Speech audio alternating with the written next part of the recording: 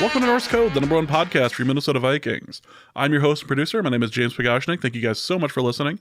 And at the other end of the tin cannon string, we have our analyst and co-host. You know him from numerous blogs and podcasts around the internet, most notably from the Wide Left Substack. He is Mr. Useful Human, Arif Hassan. Arif, what a year for Minnesota football. It's almost over, and I cannot wait for the season to be done. I am... This roller coaster of a season has resembled the one that they show that like will kill somebody. Like it's the euthanasia coaster. It has absolutely resembled that as far as the twists and turns. I'm done. Yeah, when I saw that tweet that was like a roller coaster of quarterbacks or whatever, I was going to quote tweet it with the Mr. Bones Wild Ride photo. Yes, but then I saw Crosser tweet out the euthanasia coaster, and I was like, okay, that's better. Yep. There was some video was out. I forget if it was on Twitter or if it was on Facebook, but somebody had actually made that, and like on a smaller scale. They didn't put an actual animal or human into it. It was like a. I was going to ask if they put an animal on it because that's so pretty up. Yeah. Oh, sorry, iTunes. My bad. Wow, that's going to make that question that comes later in the mailbag worthwhile. So somebody had made it, and it was like they had put like a Lego thing in it, and like you just sat and watched it and go, "Oh yeah, that probably would kill somebody." Right, because it just goes faster and faster in each concentric loop, right? Yes. So that Lego guy is like, if it had blood, it would be like exploding its head off, right? Yep. So yeah, that's what this season has done. I'm gonna watch a YouTube video of the euthanasia coaster now.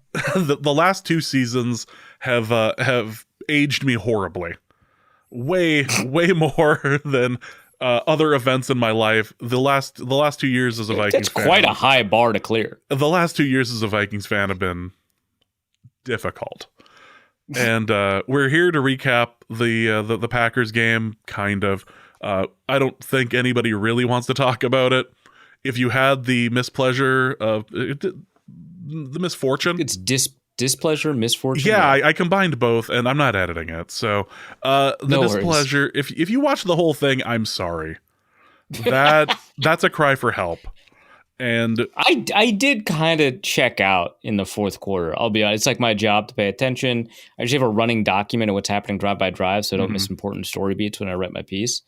And I stopped in the fourth quarter. I was like, I don't know, man. I decided it was better to enjoy New Year's outside of a TV after watching a bit of that. So we're going to go over a little bit of stuff, a little bit of general things, and then we have a preview of the final game of the year, because I refuse to believe this team is going to make the playoffs despite the Plinko-esque amount of twists and turns it would require for the Vikings to do it. Right, which to your point would make it more likely that they make the playoffs. Yes, I agree. Yeah, so that's where we're at. If it was just a win and in, no chance they make the playoffs. But if it's like a win and then like four other things happen, oh yeah, someone's turning that dial. The only way this could be better is if it's one of those situations that if it was last year or the year before, where if the teams tie, that's what does it. And they had an opportunity to play for the tie, and they refused. Refused. It would be like that. Refused. And as a result, because I think it was the Raiders who could have played for a tie, and they refused. And as a result, they no longer have their starting quarterback or coach from that game. Makes you think. Yeah, that. Just absolute karma everywhere. But before we start, thank you guys so much for listening to Norse Code. If you enjoy the show and would like to help us financially, you can do so in a couple of different ways.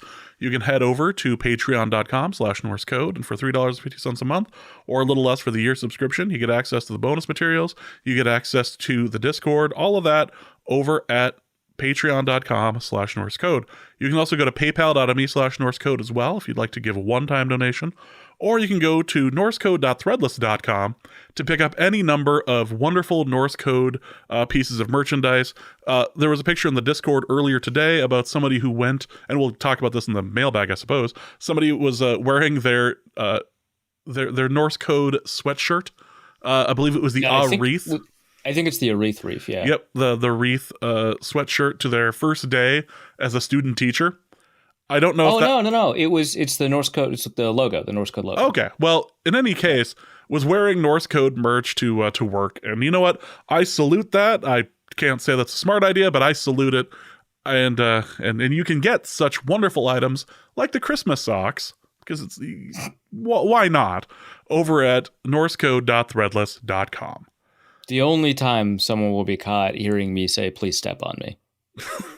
I don't have a good response to that. So instead, I'm going to pivot slightly. So we're moving on. So people who listened to the show a few episodes ago, and I know that wasn't all of you, but a few episodes ago, I had mentioned that Arif had a gift coming.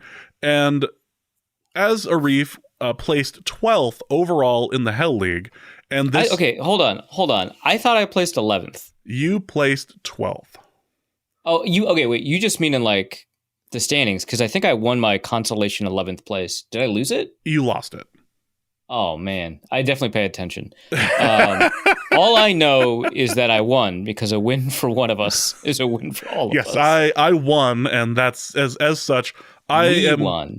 Yes, well, we decided what is happening to the person who gets 12th place. And so Arif has a package from me in his possession. This was originally going to be the gift for the 500th episode, but I decided that this instead is going to be your present for showing up 12th to the draft, not to the draft, to the actual league itself. So Arif, you have two packages in front of you. One is from me, one is not. I'm hoping you can tell which is which. Mine had to go through customs, apparently. I've got a decent guess. So I'm going to open that one second, just because, narrative tension. Also, I looked it up. I went 6-8 in both leagues I'm in, which, by the way, that being last place is crazy. I just want to put that on record, that going 6-8 and being last is stupid. Welcome to Hell League. The second, my mistake, I was actually in the Patreon league, I was 11th. Please don't.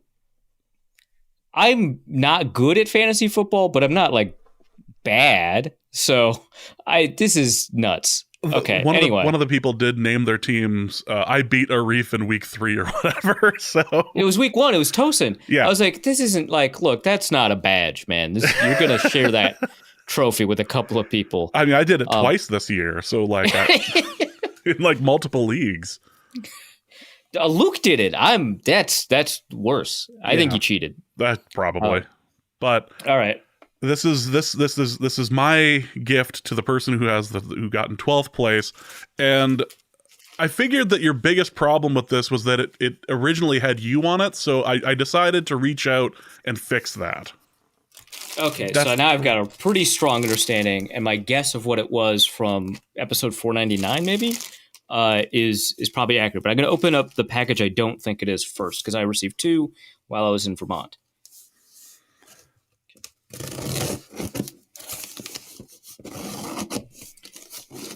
Okay, it's marked as fragile, but I think that's just a repackaging the box. I don't think mine was fragile, but maybe. Seems unlikely based off of what the other package is. Okay. Someone sent me candles? Did I buy candles? No way did I buy candles. Did you have a late night candle session? Oh no! Okay, so it actually is show related, which is crazy. I'm sorry. Are you trying to like do shows by candlelight now? No. The box. So there's. I open the box. There's 3 boxes of candles inside, but those are empty. It was just meant to secure the packaging for this. So this is the honey from the live episode. I brought a carry-on to Denver, so I wasn't able to bring the honey into my carry-on and bring it home. So I gave it to Dusty, and I told Dusty to ship it to me. It's actual foresight from me to not have to make this realization at the airport and throw away this very nice honey. That listener also gave me honey lotion or whatever, a lotion bar made with honey. Yeah, that was Sam. He was at the show. He was hanging out with us that weekend. Yeah. Yeah. Sam, it rules. I love it. Oh my God. The first 5 minutes of the application, I was like pretty skeptical because like my hands are super greasy after it, but that goes away and it rules. It's fantastic. I've got eczema. I recommend this product, whose brand name I've already forgotten. So I just, but yeah, I've got some honey. So it actually turned out to be show related, which is crazy. That's bizarre. And now it's time for the other gift. Yeah. There's a little less enthusiasm. Yeah, well, you have a strong suspicion. I'm just going to tell you what I think it is. I think it's a body pillow. Why would I send you a body pillow? Do you realize all that would imply that I would have to do in order to get you a body pillow? What do you mean all that you would have to do? That does not sound particularly complicated. Okay, I see a bunch of flesh color on this. This is not good.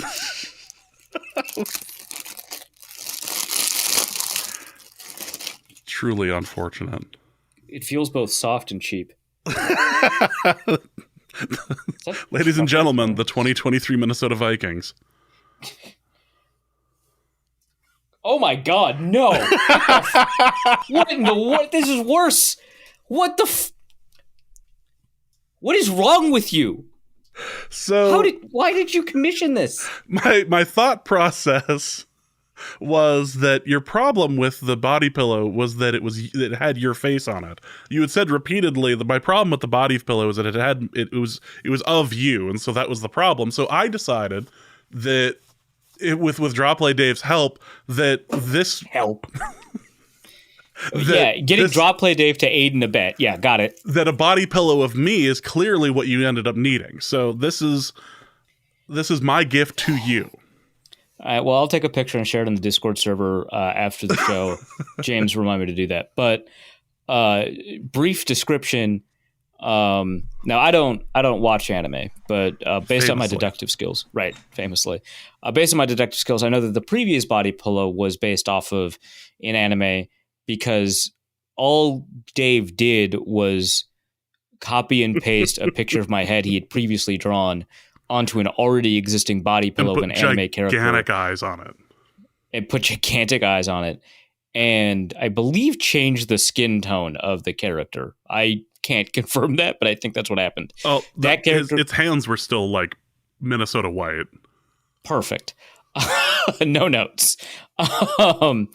I believe it's a character from an anime called JoJo's Bizarre Adventure. I cannot confirm that. I don't even know if I pronounced that correctly because, again, I don't watch anime, nor am I friends with anybody who does. So this body pillow has James with the same anime eyes, shirtless, and I believe it's from an anime called Dragon Ball Z, I want to say. That's based off of like what people tweet and post, mostly from taquerias. And I believe that James is essentially the character Goku, based off of the fan art I've seen on taquerias. So I assume the anime has something to do with tacos. I don't know why it would be so popular on taquerias otherwise. Why? This is the most mentions of taquerias we've ever had on the show. That's not true. The case of the Birria arc was okay. Fair enough. Pretty, yeah. But yeah, so James is Goku from the taco stands. Yeah, that it's a truly horrific item that is more. It's cursed. So disturbing. The muscles ripple. I didn't say anything to him about rippling muscles. I just gave him an idea, and I didn't even mention shirtless. That's just where he went with it. He clearly needs to be stopped. Yeah, that's the end of that. All right, so now that we have all of that out of the way, and then the 12th place person is effectively punished for his terrible play in the Hell League. I feel punished. You should, I suppose. We can do a bit of a review of the Packers game. And instead of going kind of player by player, position by position, all of that, I have 5 questions that we're going to answer instead. And the first question I have for you is, which of these 4 quarterbacks that are on the roster this year, which ones make it to next year? And if Jaron Hall is one of them, will he be converted to safety? No, I think the Vikings will re-sign Kirk Cousins, and I think Jaren Hall will definitely be on the roster next year. Rookie contract, pretty cheap. And I don't know that he's gonna be worse than Nick Mullins going forward. So I think that Mullins is probably going to lose his job to Jaren Hall. But wild speculation and guesses. Who's to say? But yeah, I think the Vikings re-sign, and I think they keep Jaren Hall at quarterback. How is Dobbs worse? How is Dobbs worse than what we saw that night?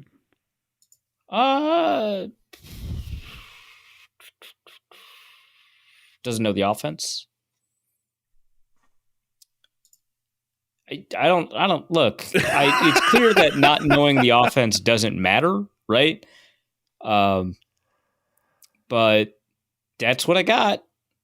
It was so. I don't know. It's just like Dobbs had like 15 snaps. Okay, that's exaggerating, but he had like a quarter of being able to throw to Justin Jefferson. It's just tremendously unfair. I know a bunch of people say he injured Justin Jefferson by throwing a hospital ball, but whatever. I've already addressed that.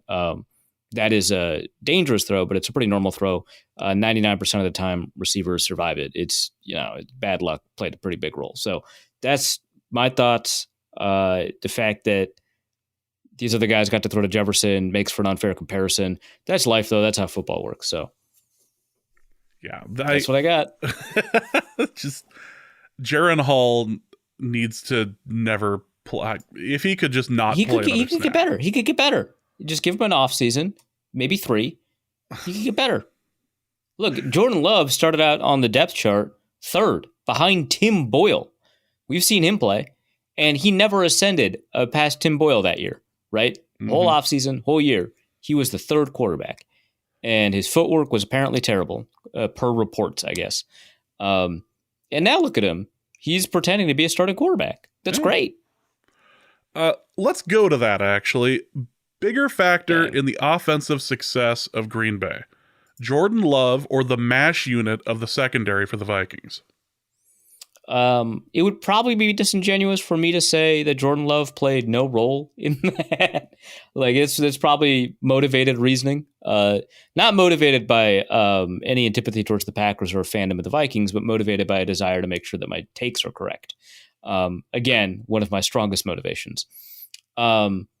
But I do think that the fact that the Vikings defense has given up like 27 plus points over the prior 2 weeks, so over the past 3 weeks, is pretty significant. The fact that the Vikings didn't have Byron Murphy, I think, is pretty significant. The fact that Harrison Smith has very clearly slowed down is pretty significant. Caleb Evans was so bad the week prior that he got benched for Jalen Williams, right? Which he's not on the roster. He's a practice squad guy that got activated because of the remnants of the COVID rules that they never got rid of, which is, I'm fine with them not getting rid of it, but like that's why that rule exists, right? It's not a good secondary. I just feel like that's important.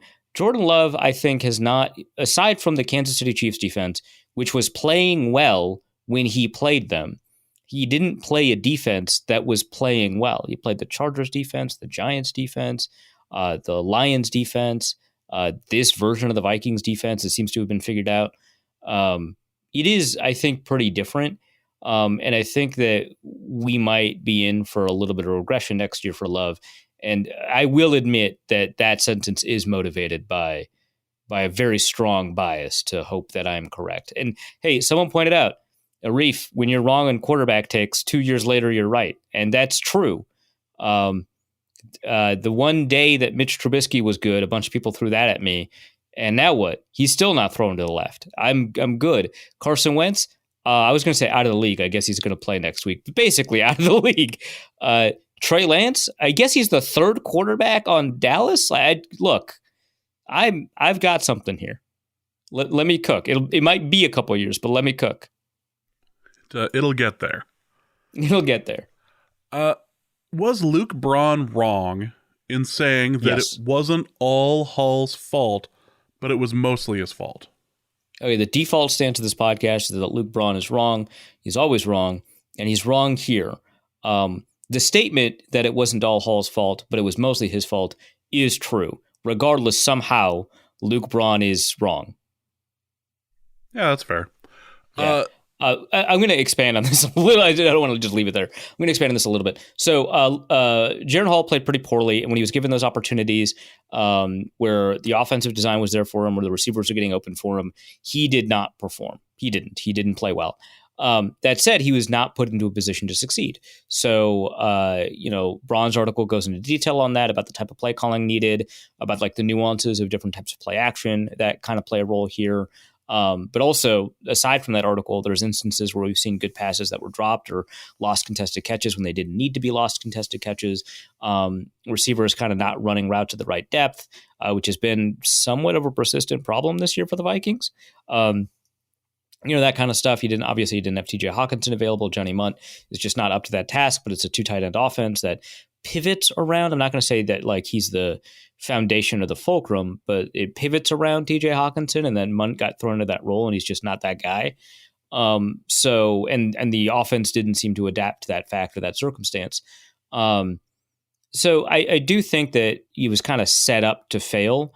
But even within those confines, you can set an expectation for how a quarterback should play in an environment with adverse play calling and supporting cast not living up to what you need them to do. You can adjust your expectations, figure out how good a quarterback can be in that situation, and then judge against that as opposed to the average performance of a quarterback in an average situation.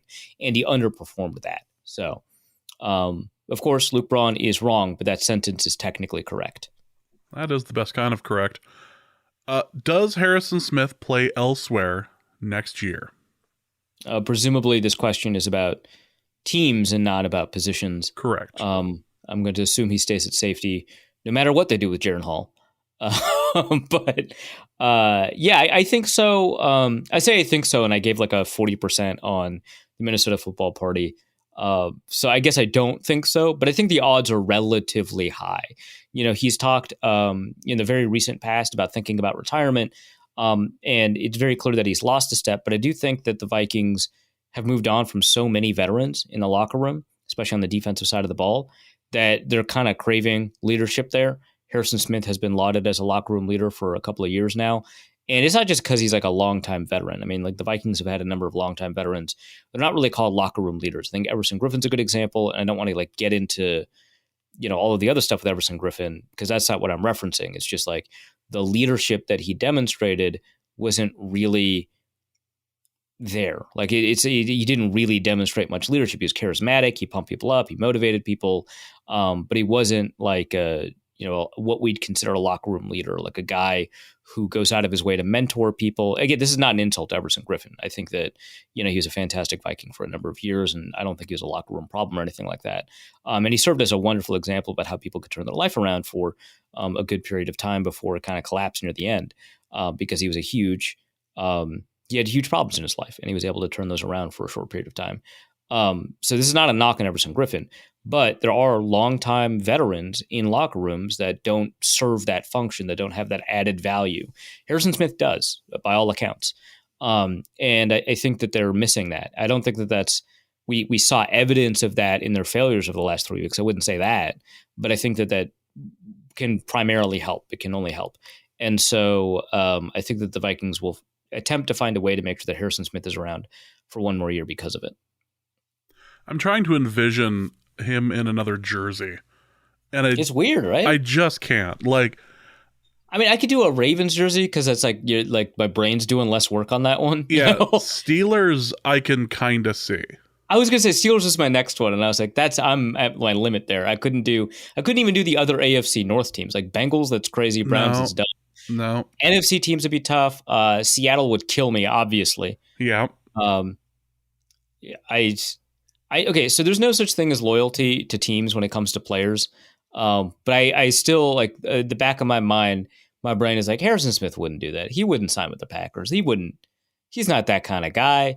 And which is like, sometimes I find moments of like naivete or idealism in my brain, and I'm surprised to find them. But I'm going to indulge this one. I'm going to say, yeah, he wouldn't sign with the Bears. He'd never do that. He's hairy. He'd sign with the Panthers, but he wouldn't sign with the Bears. So that's kind of where I'm at.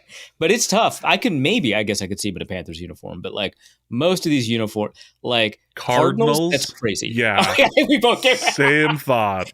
Yeah, that's crazy. He's gonna go play for the Chargers' new coach. Oh God. Ugh. Ah. Yeah, that powder blue and Harrison Smith. A great jersey, not for him. It's not a look for him. Not for him. Final question I have about the Packers game, and more about just the season in general. Before the season started, we couldn't get a read on this team and what to expect. We'd said that a couple times, like during the preseason. We had no idea where this season was going. Now that the team is about to finish the season, what were the signs that we missed for what was coming? I don't know that there were many signs. The idea that the defense would be tremendous for most of the year, no chance that there were. I mean, the closest thing to signs that we have are like players talking about the things that they liked about the defense during the offseason, which happens every time there's a new coordinator, right? Like, how could you meaningfully parse that and be like, well, this coordinator, the system he's designing, players really like it because it allows them to be aggressive and go after the ball. Or this coordinator, players really like it because it allows them to have an input on how the scheme gets executed. Or this one, players really like it because it's simple. It's not that complicated. They can just read and react. They don't have to overthink things. Like, okay, there's always a reason, right? But, you just never know if that's good. So I don't know about that. Maybe Josh Metellus playing a lot of snaps. We probably should have seen into that. But that only tells us about Metellus, not about like how the season goes, right? Offensively, we couldn't have predicted the Jefferson or the Hockenson injuries. I don't believe Hockenson had any prior injuries. We know that Jefferson didn't. So that's kind of screwed up. Obviously, Kirk Cousins has been an NFL Ironman. That injury kind of screws it up. No chance we could have predicted Joshua Dobbs would be on the team. That's nuts, right? If someone had said that in August, we'd be like, look, man, I don't know if you've been covering the Vikings for any length of time, but why? What are you talking about? That's crazy. So I don't know that there were signs that we missed. This was just a fundamentally, intrinsically unpredictable season for a team that only has unpredictable seasons. Like, at least like in 2020, you could tell the defense was probably going to collapse because it was entirely new, right? In 2022, you probably couldn't have predicted all the comebacks, but you could have predicted the Vikings were much better on 2-minute situations because they had a coach that respected and drilled that a lot better, right? So like, there's like, but like this, they played a 4-person zone behind a 7-person blitz. I've never heard of that in my life. That's crazy. And it works. It's not even like we describe the defense as boom bust, and the defense all like for like 10 weeks just didn't bust. It had the lowest explosive play rate allowed in the NFL. And it was like, yeah, man, there's only like 4 guys in coverage and they're all off the ball. And that worked? That's crazy. So no, I don't think there were any signs that we missed. Now, this was one of the odder seasons, and other teams get this all the time where, star quarterback goes down and then this is just the year that could have been. This was absolutely the year that could have been for the team. Yeah. Oh, yeah. I think this is going to go into Vikings fan lore for a while. Like, hey, man, remember 2023? That team could have really done some damage if they had just stayed a little bit healthy. And they missed like Justin Jefferson for 7 games, and I still think that the Kirk Cousins without Jefferson for 7 games Vikings would have crushed. It would have crushed. This is going to be this will be the season you go to therapy for. That's if you weren't already going. Yeah, this is it. Well, I will not undermine the sponsors of the other podcast I'm on, but look into your therapy options before you commit is what I'm going to say. Well, speaking of therapy, let's get Jeremy on here. We're going to do our Lions preview of the final game of the year. He was on just a couple weeks ago to discuss the discuss the Lions and stuff. So let's bring back Jeremy Reisman over at the PODcast, and we will be back with the mailbag after that. I'm here with Jeremy Reisman, who of Pride of Detroit, editor-in-chief, I think is what we decided on 2 weeks ago. Sure. Cool. So Jeremy has broken, I would say, maybe a 20, 25-year tradition, about as long as we've known each other, obviously, by refusing to invite me onto his podcast previewing the game. In spite of that, the show must go on, and I've invited the only Detroit Lions person I ever interact with online. That's not true. To podcast with me. I think he agreed out of guilt. So let's give it up for Jeremy. You're being the bigger man here. Let's be honest. That's what this is. I've moved on from not from you. Moved on. Oh, God. from previewing this game, to be quite honest, the Lions have bigger fish to fry. Let's just put that. Okay, pal. Look, the Vikings have a 3% chance of making the playoffs. All right, so which I believe doubles to 6% if they win this game. So sit down. Okay. I'm sorry. I'm so sorry. Lions fans not recognizing their privilege. This is going to be an interesting couple of years. How you doing, man? I'm clearly doing great, obviously. I do appreciate you having me, though. Of course. Last time we talked, we discovered that Jared Goff is bad against the blitz, that he's a slow processor, and he was unlikely to push the ball down the field when presented with so many blitz opportunities. We were also told, of course, that the Lions' pass rush had been falling a little bit behind because there's just not much help for Aiden Hutchinson, and that there were some concerns about the secondary being able to clamp down on the Vikings receivers. How you feeling about all of that, man? 1 out of 3, huh?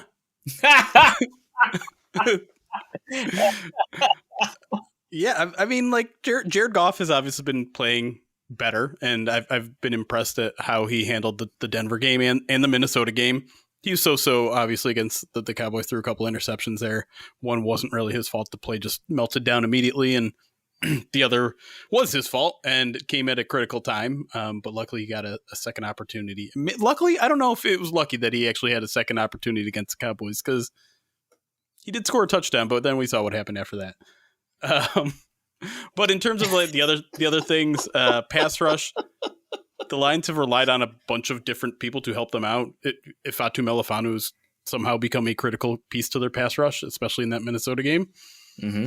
And I would maintain that I was still right, that the Lions have trouble clamping down on outside receivers. And I don't remember which podcast I said it. I said KJ Osborne is probably going to have a big game against the Lions, and because he always seems to, and he did again. I think it was this one. I'm not going to argue that I was correct on Khalif Raymond, who got 29 yards, but it felt right. Yeah, that counts as a big game for him this year, I think. So I'll give you a partial credit. Yeah. All right, let's do the normal roster review, but we did it 2 weeks ago, so I think we can expedite a little bit of it. Sure. Jared Goff, have your thoughts changed? No, he's still the same guy. When you say the same guy, is that like this guy sucks, this guy's average? Like, what's the same guy? I mean, we want to bring up the whole like, is he Kirk Cousins thing again? We could. I mean, hey, Kirk Cousins isn't Kirk Cousins anymore. Have you seen his stats in like one score and late game situations? Okay, wild. What about, has he shaken the prime time thing yet though? I mean, I would argue that he had already had, but then that narrative had kicked up again. The last time he was in a prime, and then they lost, and so, which I believe was Denver, I want to say, and so it feels like it's reinvigorated. But like I thought we were done with it, but then people were like, "Hey, Kirk Cousins in primetime. I know he's won his like last 5, but hey," it's just like, oh, okay, yeah, I guess we're doing that again. But yeah, it seems like he's good late in games. Seems like, well, I said present tense. Obviously, he's dead now, but he was pretty good late in games. Rest in peace. He was pretty good in primetime the last couple of years. So it might be that the Kirk particles have diffused from him, spread to the other quarterbacks people like, for example, Jared Goff. Yeah. No, and I'll take that. I think that's still an appropriate way to describe Jared Goff. I think he has stretches where he looks like he's maybe also shed some of the Kirk Cousins of him, but then, you know, he'll throw one pass, or he'll have one drive, or he'll have one entire game where it's just like, oh yeah, that's you as well. You're both this guy and not this guy. You're not that guy. You're not that guy, pal.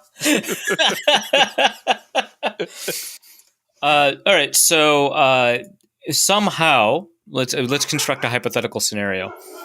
Okay, wow, you got your dogs going. Yeah, not happy about whatever this question is.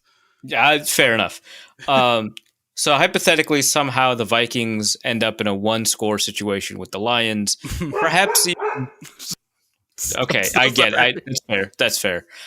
Perhaps even they have the lead and the Lions have the ball with 2 minutes left. Yeah. How confident are you in Jared Goff in being able to execute this? Man. It's a coin toss, and I think last week is the perfect example. He had a 2-minute drill against the Cowboys. He needed 4 points at least to win that game. And second play of the drive, he throws an interception. The Lions somehow get the ball back. This time they're down 7. He leads them on a 75-yard touchdown drive. Now, and there you go. That's it. End of story. Yeah, 50% right there. Yeah, I don't remember anything that happened after that, but game must have ended in a tie. It sure did. That's it was a Saturday night game. I was tired. I probably nodded off after that.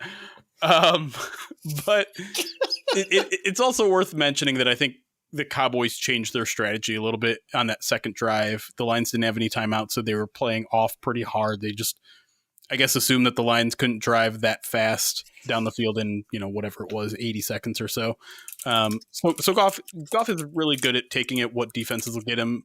So if you're in these late game situations, I would say Goff's success is probably going to be highly dependent on how you play him. If you play him tight, if you play the receivers tight, you might give him some trouble. If, like most coaches do, you give him some space, he's going to take the space. And I think he's a good enough in control conductor where he's not going to be panicked. He'll know when to spike, when not to spike. He'll have command of the offense in these sort of situations. It's just a matter of whether he's going to make the passes. And again, I think that's more dependent on how the defense is playing more so than how he's playing. Has there ever been a situation where he's kneeled instead of spiked? No. No. I would say it's a simple mistake to make. So I just, figure he's that. not lined up behind the wrong offensive lineman either. I haven't seen that one. Also a very simple mistake to make, I think. Look, who can tell all of these cheeks apart, okay? I think it would be a little harsh if hypothetically a quarterback did that multiple times and you judge them for it. It's true. I have not spent enough time staring to know.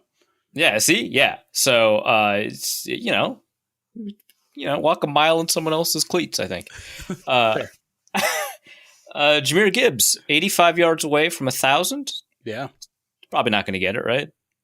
Probably not, but I'll tell you what, like, the Lions are certainly aware, and if they weren't, the media has made them aware that both him and David Montgomery are both less than 100 yards away from doing that, and so they have a chance to become, I think, something like the 8th or 9th combo ever to have 2 rushers of 1,000 yards more. I think only the 3rd or 4th to have them be both running backs. The other ones have a quarterback in there, but I feel like Campbell. I feel like he'd be totally on board trying to get that done. I think so too. And to be fair, like, Jahmyr Gibbs has kind of been the primary back for the past month and a half, 2 months, and so I think he'll probably get the bulk of the carries anyways. And I think, what is Monty, like 15 yards away? I should probably know all this, but I don't. But because your job, I guess. But I don't know, these artificial like barriers that we said, 1,000 yards. Okay. Whatever. Jerry coming in hot with the critique of the base 10 system. All right. It just none of these stats mean anything more in a 17-game season, No, that's not true. They just mean less. Okay, that's fair. What was it? Puka Nacua, I think, is going to play until he gets 29 yards, which would allow him to beat the 1960 rookie receiving record set by, Bob Groman, I think is his name. And it's like, I think he did that in like 14 games, right? Yeah. I think that's right. But sure, if you want to throw a party for that, that's fine. It's just the greatest rookie receiving season ever. That's fine. That's fine. Yeah, whatever. All right. Are we going to see any Craig Reynolds? Is that like a deal? Is that a thing? It doesn't sound like the Lions are really going to rest their starters at all unless this becomes a blowout in one way or the other. And so, no, I would guess. Does that also mean no Teddy? Oh, yeah, I'd say it's unlikely, man. If you guys want to just kind of keel over and die, which, I mean, maybe you got that all out of your system last week. Jesus. So, Wow. I don't know. It seems like, especially because the Lions still can technically get the 2 seed, and that's not going to be decided until the 4 p.m. games. So Dan Campbell's the kind of guy that's just going to try really hard because still, there's a 2% chance of getting the 2 seed. Okay, I was going to ask, what are the odds of that? Oh, what game is it that needs to go their way? They need the Cowboys to lose to the Commanders and the Eagles to lose to the Giants. I might have those opponents mixed up, but Jesus. I think the Cowboys are like 14-point favorites, so not good. Yeah. Does Washington have anything to play for? Do they ever? I don't know. Also a great question. Last year, I was looking up end of year awards because I'm going to be writing my own version of the end of year awards. Mm-hmm. One award I will not be giving out that Wide Left will not have an award for is the Salute to Service Award presented by USAA. One, because I'm not sponsored by USAA, always open to it. Yeah. 2, I think I don't really need to explain the second reason. Anyway, Ron Rivera won it. Oh. So look, you've always got something to play for. Maybe you could get a second Salute to Service award. I don't know what the criteria for this one is. Yeah. Is there a concern that Rob Gronkowski will steal it? I mean, he will clearly attempt to, but it seems like he's ineligible. Yeah. I have heard such things. Yeah, it's been made aware. Offensive line, we talked about them last week. They seem like pretty good pass blockers, pretty great run blockers.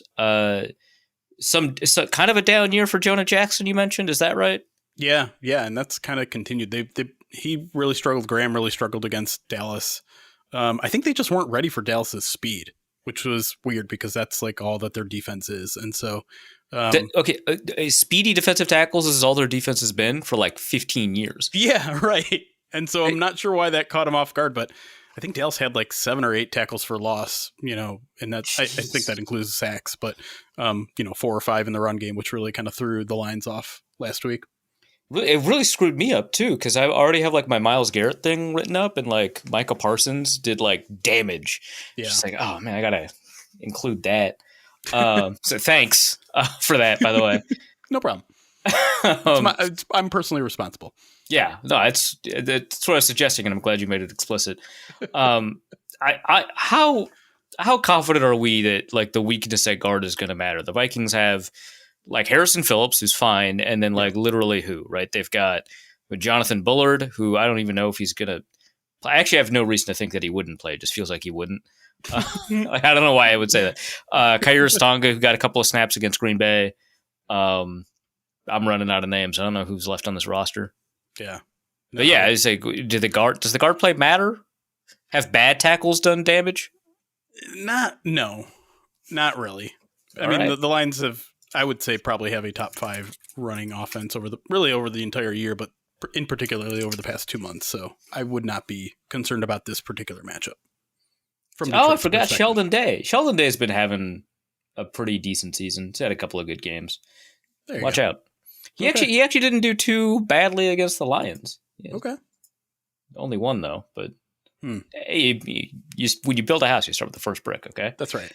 I feel like I just made that up on the spot. That's not great. Receivers. Why is Jameson Williams on the injury report again? What in the world? He caught a 60-some yard pass and like twisted his ankle on the way down. God, dude. Yeah. I don't have like a particular affinity for or against this guy, but I'm getting kind of sick of him. It's frustrating because it really felt like he had literally just not literally turned a corner, but metaphorically turned a corner. He like walked around the corner of the building. That's right. And so I don't think it's serious, but I think at this point they're just like, yeah, this is not an important enough game to get you out there. So I imagine he'll be back for the first round of the playoffs, but I imagine you probably don't care. So yeah, that's where we're at with him. I don't necessarily think he's under the injury prone label at this point. It's kind of crazy how much he's had to go through in his 2. He's not injury prone. He's just had a bunch of injuries. No, he tore his ACL. He had a hamstring in training camp, and now this. That's it. He hasn't practiced for 2 days. You sure he's going to play? No, he's not going to play this game. Oh, okay. I'm saying they're saving him. Oh, but it doesn't matter. They're just, okay. It's just okay. Yeah. If this game had a little bit more meaning to it, right? Okay. I think there's a chance he would have gone if it did. Yeah. Let's see. We got Graham Glasgow resting. We got Benito Jones with an illness. Jameson Williams also, by the way, with an illness. Yeah. I don't know, man. A lot of illnesses across the NFL the past 2-3 weeks. I don't know what that could be about. Strange. Probably nothing to worry about. Nah. Frank Ragnow had knee/back/toe/rest. He should be fine, right? Yes, that has literally been his injury report for the past 2 months. All right. Otherwise, this is like a pretty clean injury report for the Lions, which was not the case 2 weeks ago. It was not like super messy, but it wasn't crazy clean.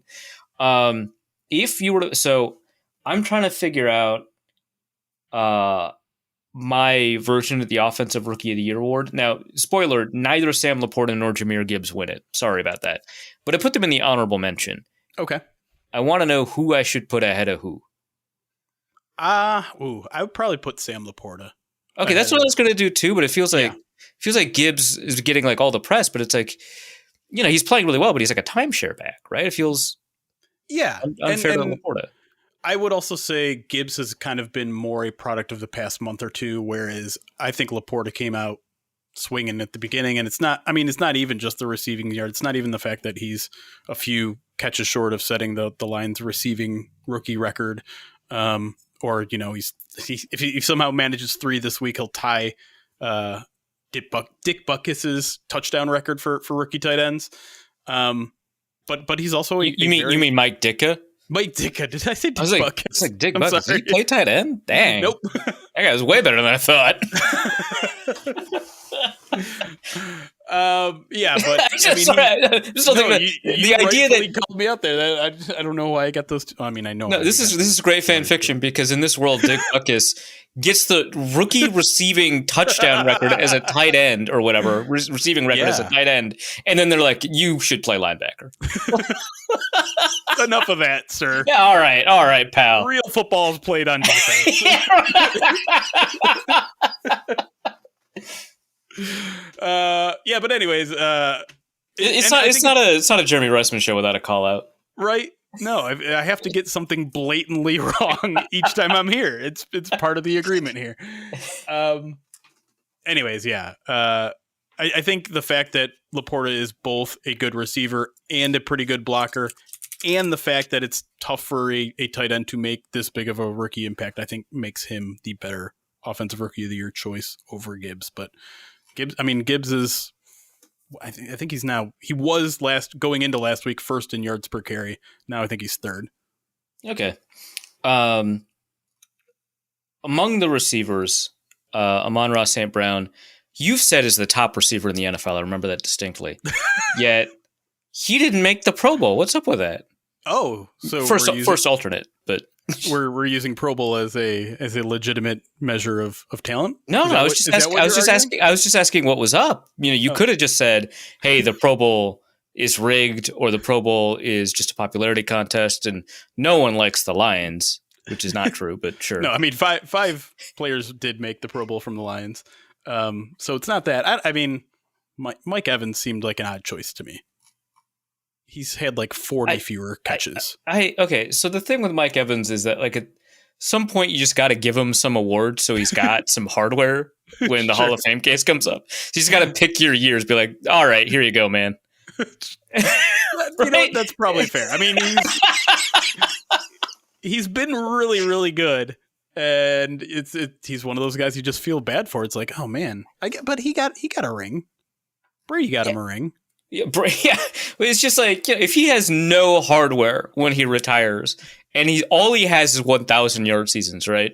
And he's up for the Hall of Fame discussion, and they're like, yeah, this dude is like 6th all time. I don't know what he actually is, but this dude is like 6th all time in receiving yards. And someone's like, hey, he has no Pro Bowls? What? So I think sometimes they're just like, all right, yeah, this is gonna be one of those years, man. Here you go. I'm just curious who voted for him. Like what boosted him over the top? It probably wasn't fans, because Buccaneers fans have been quiet since Brady left. Am I wrong? Well, this is definitely like a name recognition thing, right? Because it's not it's definitely not a product of like a Buccaneers affinity, right? Because Antoine Winfield did not make it, right, and Budda Baker did, and which a bunch of Buccaneers reporters and fans have specifically talked about. Which that's their right and they're correct. It's just it feels like a lot of discussion, but right. Yeah. I don't know. I guess, okay, so Mike Evans currently leads the league in receiving touchdowns with 13. Sure. And maybe when you go to the Pro Bowl website and you're voting and you sort by whatever, you're like, okay, that might be it. It might be a name recognition thing. I don't know. When we were having this discussion about St. Brown versus receivers, did we agree that he was better than Mike Evans? I feel like we might have. Maybe, but that was like last year's discussion. That's true. Well, okay, let's okay, for the first time, let's agree on Amon-Ra St. Brown better than Mike Evans. All right, we did it. It's peace is possible. All right, now to head over to the Middle East. You and me, man, we're gonna solve this problem. Oh boy. Josh Reynolds, how are we feeling about him? You were feeling pretty good 2 weeks ago. Yeah, I mean, he's kind of taken a backseat in general, really, for Jameson Williams. In 2 weeks? Well, I mean, yeah, kind of. I feel like Josh Reynolds is good for 1, maybe 2 18-yard catches a game, and that's it. And he won't specific number. It's for a reason. That's what's going to happen. It's going to happen on Sunday, and you're going to be like, he was right. And he won't get another target the rest of the game. He won't get.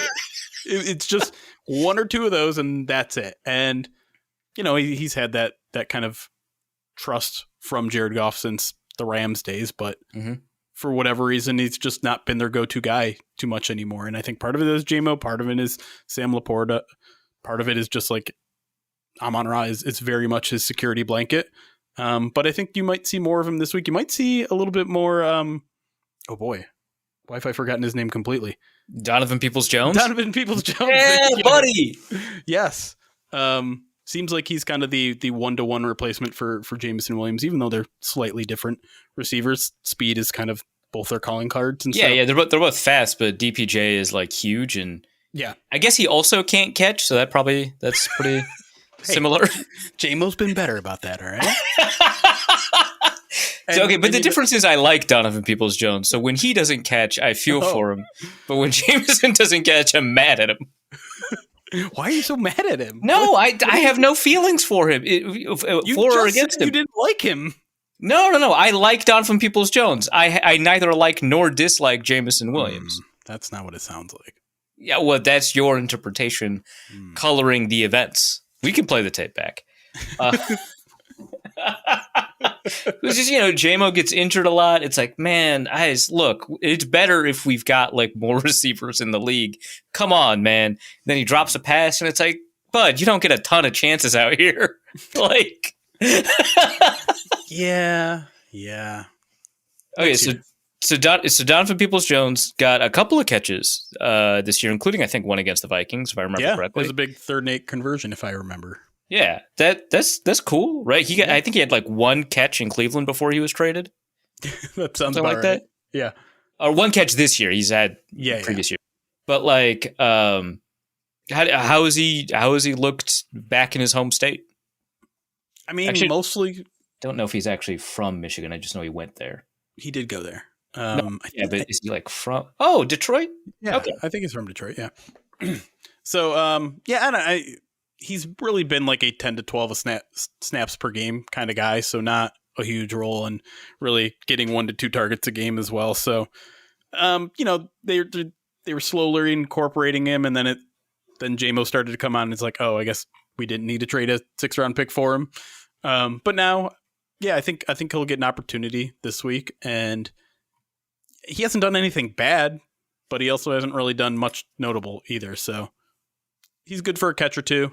Maybe 3 or 4 this week. We'll see. All right. I think that concludes our. Oh yeah, Khalif Raymond. This time it's going to be the Khalif Raymond game. It could be. I mean, now it could be. Yeah. The Lions do love to pull out trick plays in week 18 every year. Typically, they're just doing it because they're literally unloading the clip.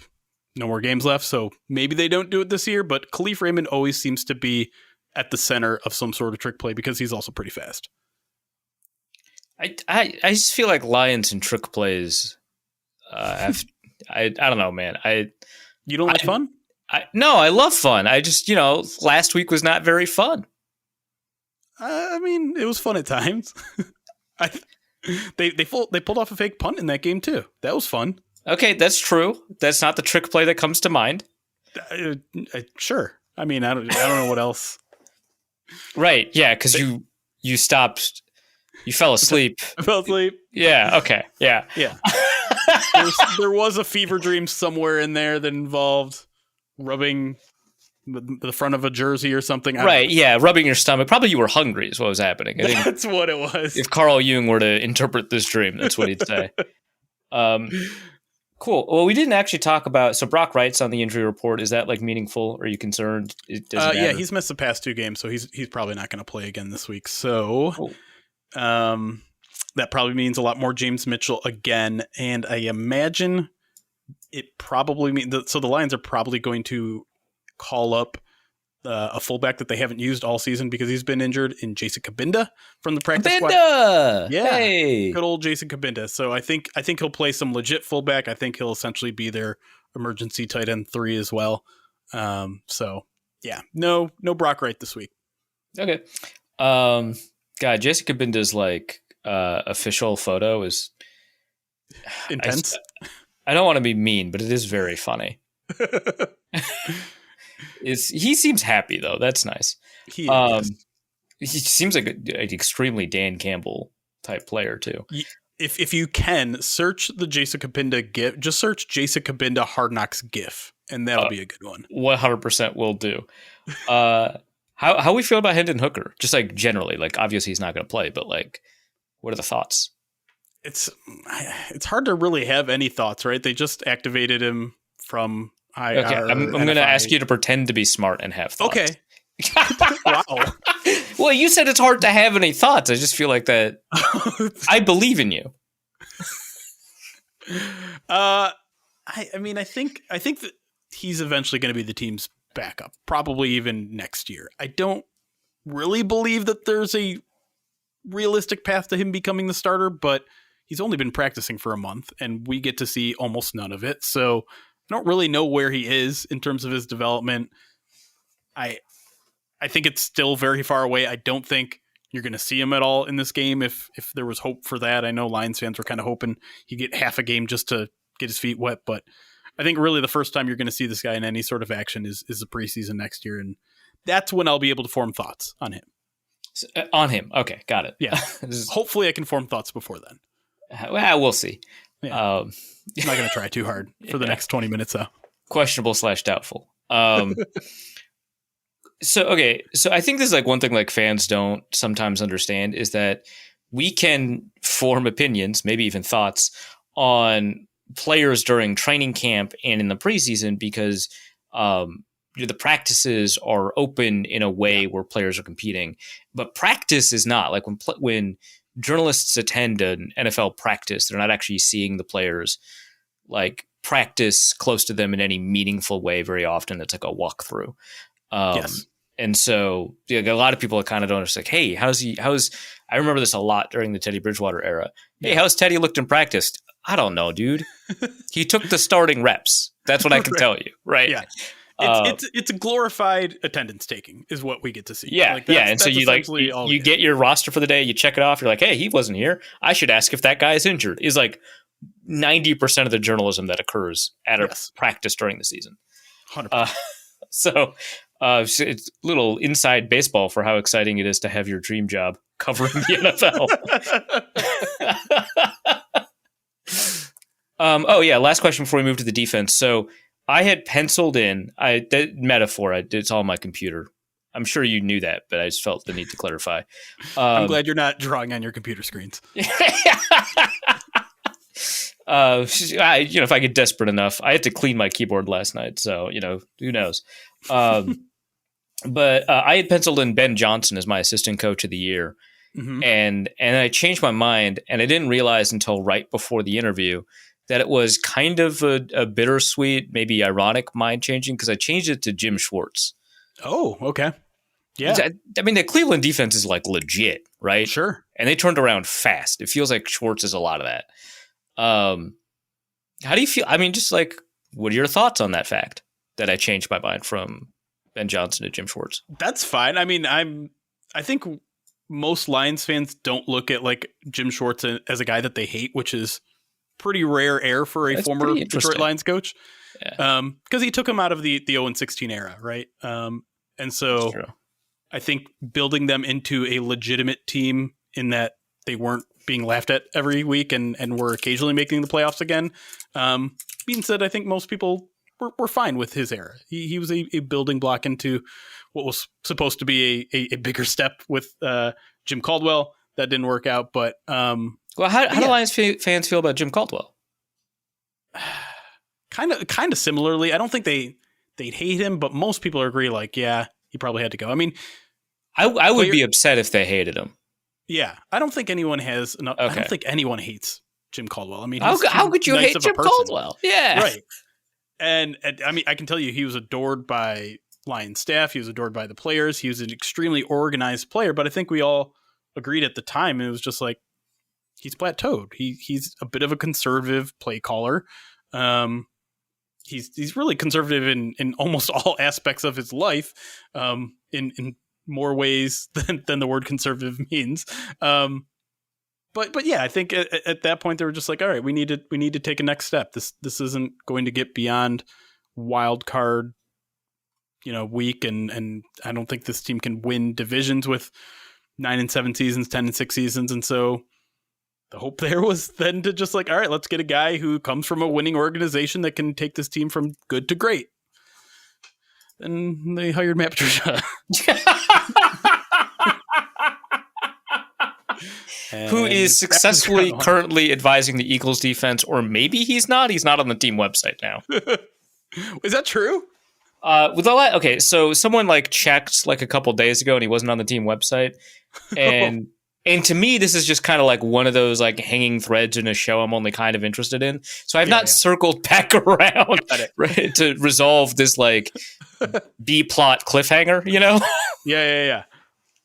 So I don't know, but some Eagles guy noticed like, hey, he's not on the website. I should check in on that. I'm like, hey, I should check in on him checking in on that. And I have not done that yet. Homework for the audience. Yeah. Let us know. Misinformation encouraged and accepted. Speaking of Lions defense, I don't know. It felt like misinformation worked there. I'll take it. Still no pass rush, or are you lying again?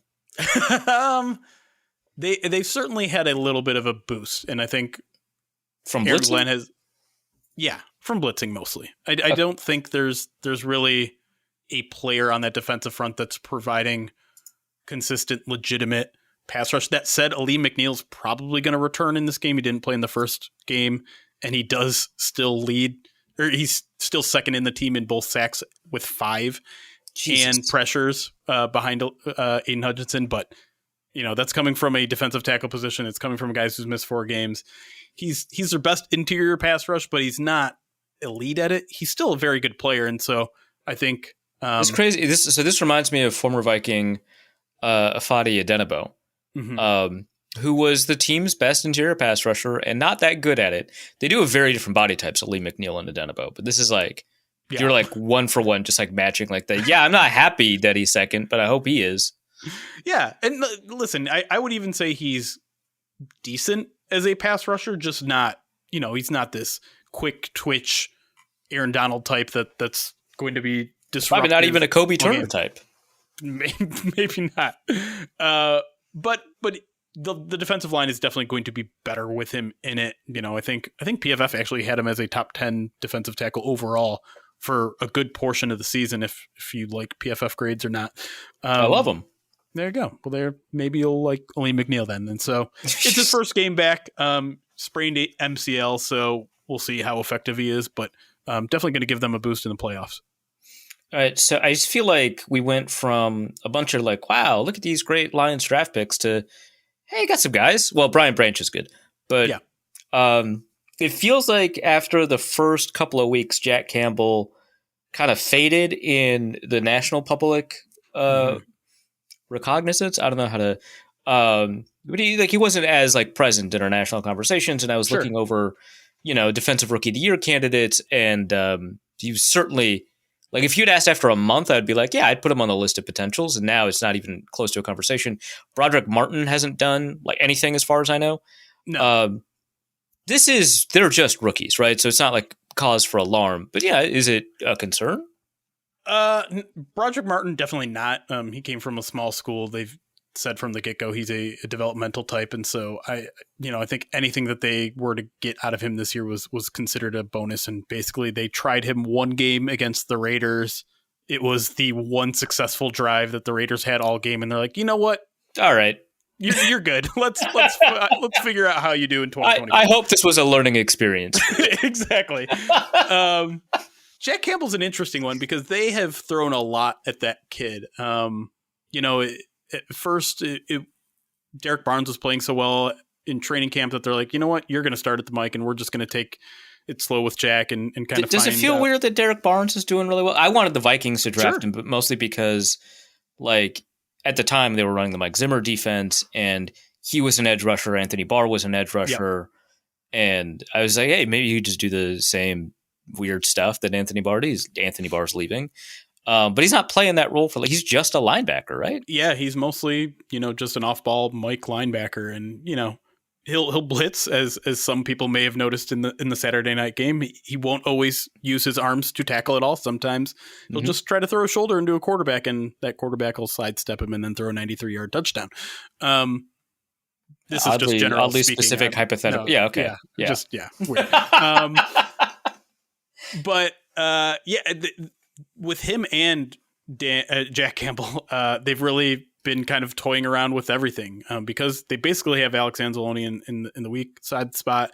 They like him there, and they're like, everything else, let's just try everything. And so they did try Derek Barnes for a while at the edge. They tried Jack Campbell and the edge for a while, and now those two just basically rotate in the mic role. And it's weird because it does feel like Jack Campbell made most of his best plays this season in the first month of the season. And then he took a huge step back where he started to be a liability a little bit. And now he's kind of bounced back to, it's like, okay, he's there. He's doing things, nothing spectacular, but he's not getting in the way at this point. And so I guess maybe that's just kind of the inconsistencies you can expect from a rookie. You'd maybe hope it's a little bit better for a first round pick, but I don't think there's anything discouraging from Jack Campbell's rookie season that would lead you to believe that he can't still have a very successful career. Okay, someone on the Detroit Lions subreddit just posted I shouldn't say 7 months ago posted I Googled it, so it appeared in my consciousness just now. So breaking news. They posted a Jack Campbell RAS score at defensive end compared to Aiden Hutchinson. Yeah. And pretty favorable. Like, I knew it was going to be favorable because his 3-cone was wild. Yeah. Which at linebacker is just like bonus points. Right. But at edge rusher, like that's the money making one, right? So he's big. Yeah, athletically it feels like he's 249 pounds, which modern edge rushers, some of them are 220, right? So like right. Modern edge rushers are close to 250. Hutchinson's 260, right? So so it's I don't know, it's super interesting that they put him at edge rusher for just a little bit. Obviously, having the pure athletic traits of being an edge rusher, not enough. The Vikings have drafted super athletic edges for it feels like a century now, and a lot of them have worked out, but some of them, like notably, did not. And Eric Ebron was an edge rusher for a bit at North Carolina, and it seemed like he had the athletic traits for that. And they're like, you might want to think about catching passes. Catching, dropping. But that conversation never changed. You might want to think about catching passes has been consistent. I think he lined up at edge rusher like once or twice for the Lions. Maybe I'm wrong, but I don't remember that, but it's possible. That was such a weird era of football that I tend to. There's definitely some black holes in my memory there. If they've replaced John Kaminsky straight up with Jack Campbell, what would you feel about that? You know what? I think they could probably do it for a game, and if they just switched jerseys, I'm not sure anyone would notice.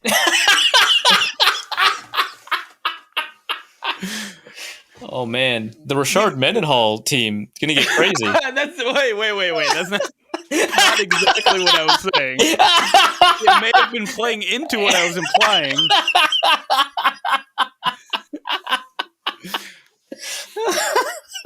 My overall point would be that those guys like to be on the move in terms of like twists and blitz and things where I think they both could probably do each other's job at about the same level.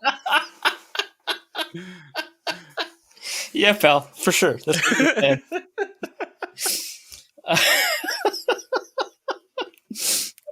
all right. I don't know. I'm taking this episode a little bit less seriously because we just had it like 2 weeks ago. So yeah, that's fine. Yeah.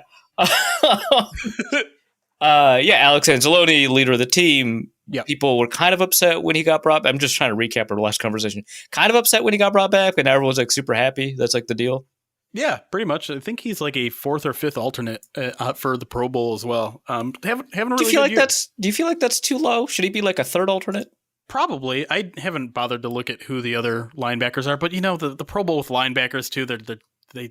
I mean, okay. So when I asked you about Amon-Ra St. Brown top 10, we turned it from a vibes conversation to a player for player conversation real fast. Yeah. This is 100% a vibes conversation. Yeah. Yeah. Vibes wise. Okay. Vibes wise, third alternate. Okay. That sounds right. I think he also tweeted, I was like, this feels weird being an alternate. Like, I guess I'm honored by this, but I'm also a fifth alternate. Yeah. It's like, all right. That does feel like I don't know if I can celebrate this or not. Yeah. That's why, I mean, the goal, of course, is to like not be available for that game, right? So true. Yeah. I don't know. I was talking to a couple of years ago. He said the exact same thing in like a publicly available interview too. But I was talking to an NFL player a couple of years ago, and he got invited to the Pro Bowl. He was a first alternate, and he showed up. And this like multiple time Pro Bowler, he wouldn't name who it was. This multiple time Pro Bowler was like, I forgot we're supposed to be iTunes, not explicit, was giving him guff, was giving him some crap.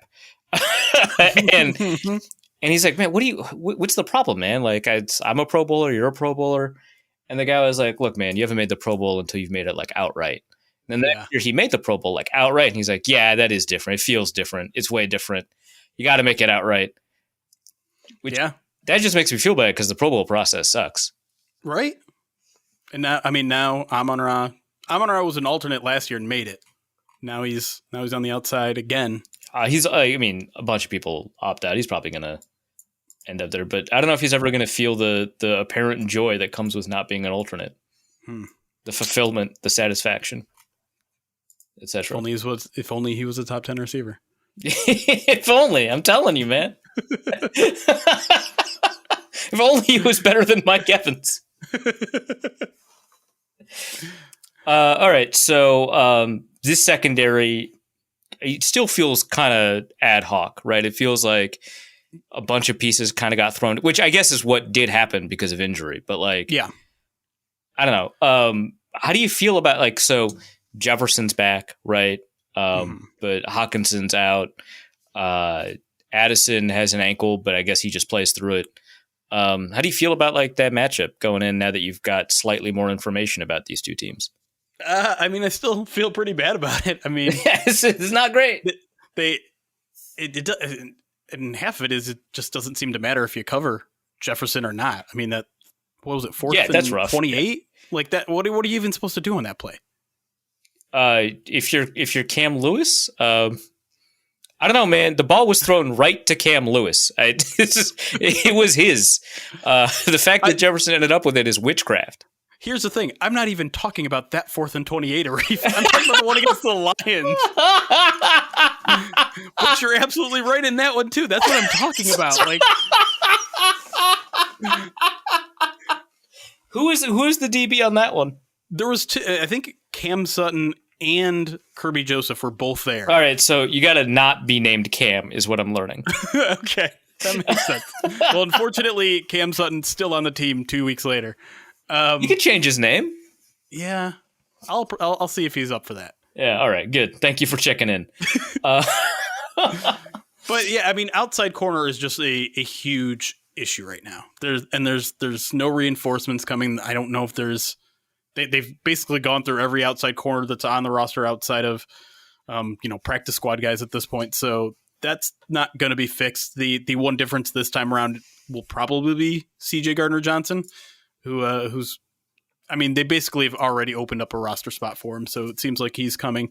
The interesting thing about it, though, is it's not really clear who's going to step down for him to step in because, as I've mentioned a couple times, Ifeatu Melifonwu is playing really good at safety, and I think they really like Kirby Joseph. So I think there's going to be like a safety rotation going on, and I think in an ideal world, one of those guys could slip to outside corner, but I don't think they're going to do that because all those guys have been playing pretty good as deep safeties. All right. I wasn't listening to any of that, but thank you for the information. What were you looking at on your computer? I will tell you actually after the show. Okay, great. It's so secret that your audience can't know about it. Well, they will. It's just, I got to put all the pieces together. I got to write it up. Okay. Did we talk about Kindle Vildor? Did you? We didn't, but you might. I purposely did not. Okay, I was like waiting. Okay, what's how do we clearly don't feel great about him, but let's be more specific.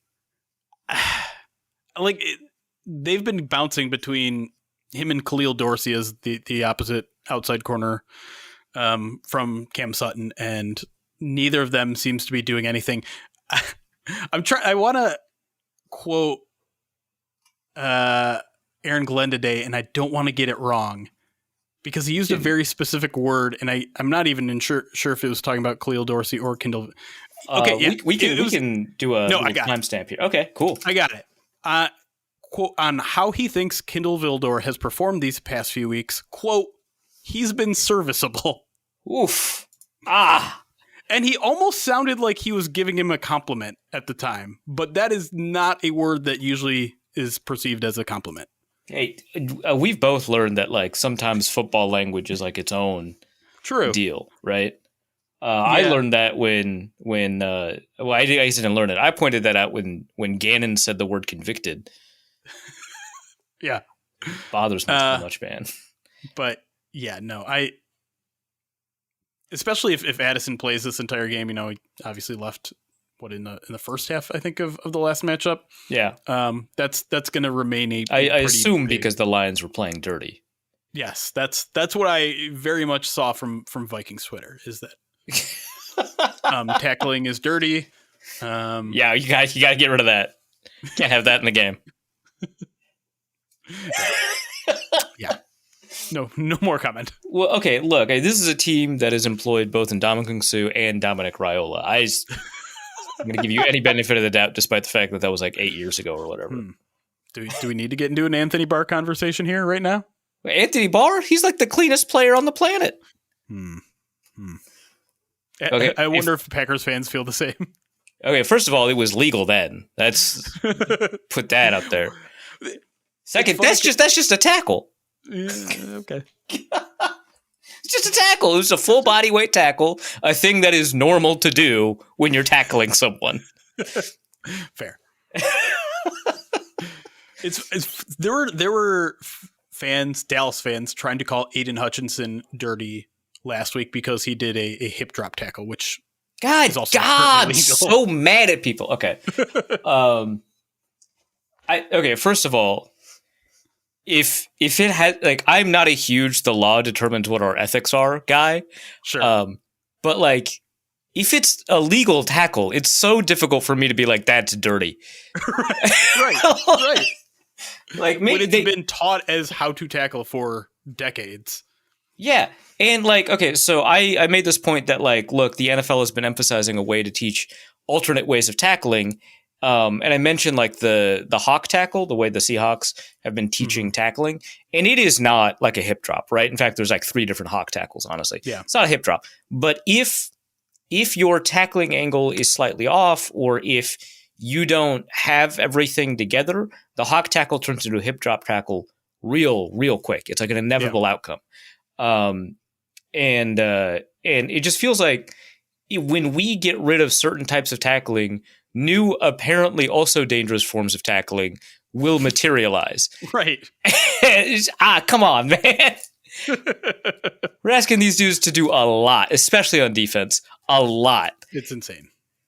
It's physically impossible what we're asking, essentially. Essentially, yeah.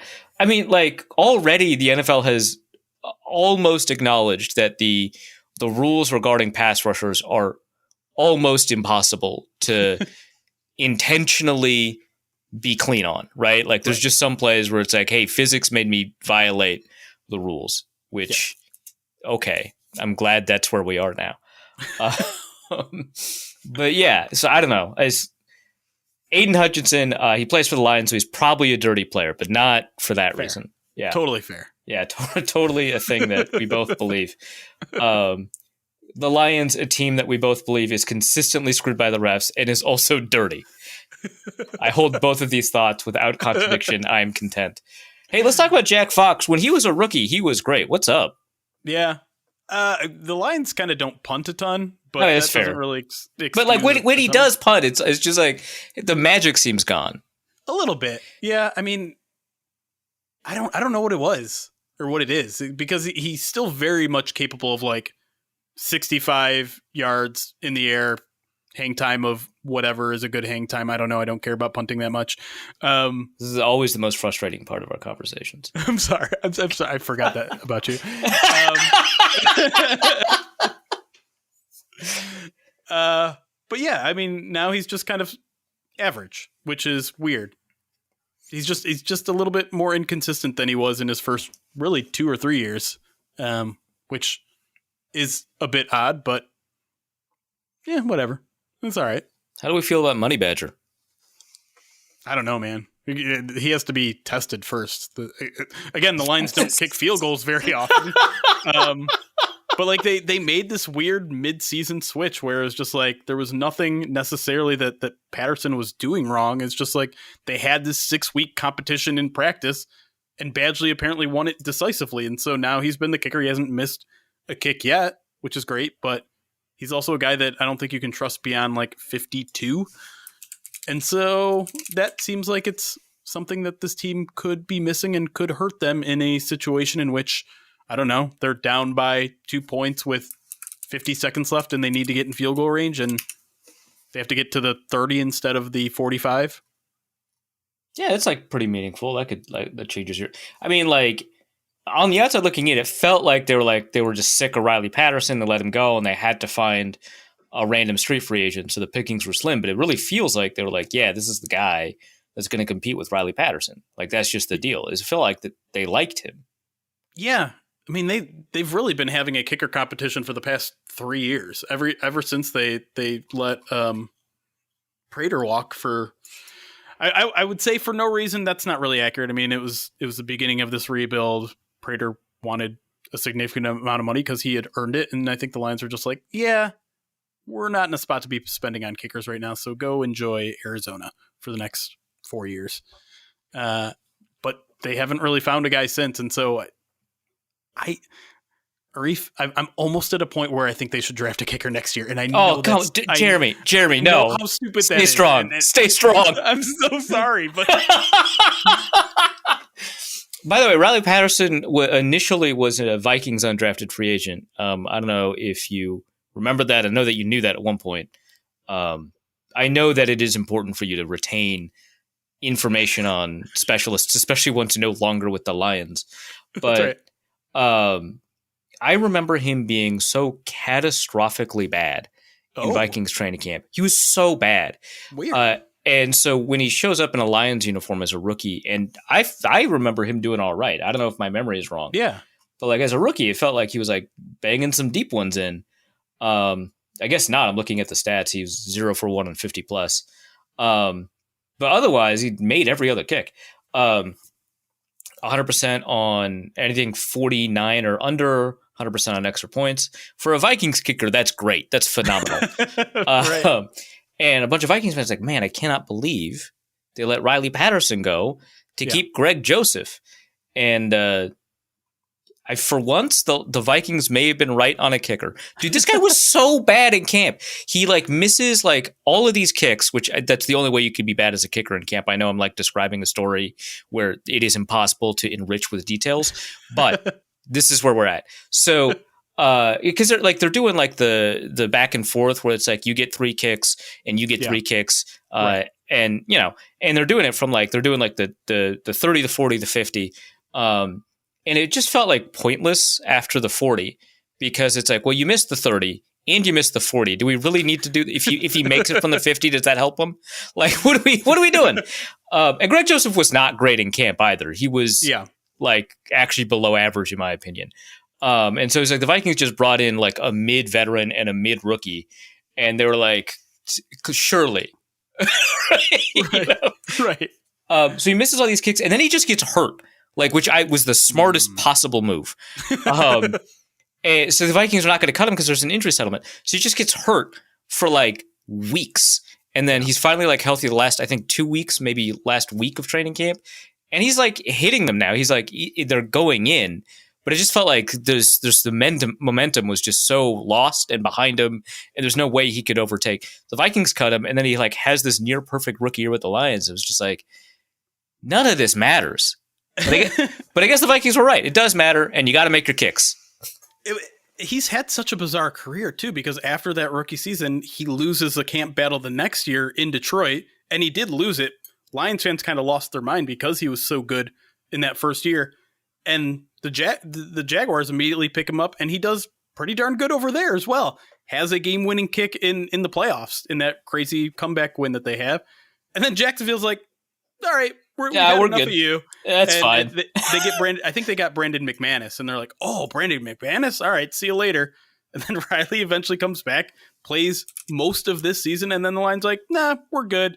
I know you were pretty good this year. Again, you did miss a couple extra points, but I think he's right around league average in terms of extra points." And they're like, "No, you lost another competition. Like he just must be a horrible practice kicker." And a kind of decent gamer, which is, I mean, you're saying he's like, the Tim Tebow of kickers? Is that? I guess so. I don't know. Was Tim Tebow really a gamer in the NFL? I mean, that was the perception, right? That he, Sure. He won a playoff game. Yeah. Against a good Steelers team. I was loudly reminded that he had more playoff wins than Matthew Stafford for a very long time. Whoa, rough. Hey, McManus is doing all right. I guess the Jaguars were correct. What if he's just a bad hang? Maybe that's it.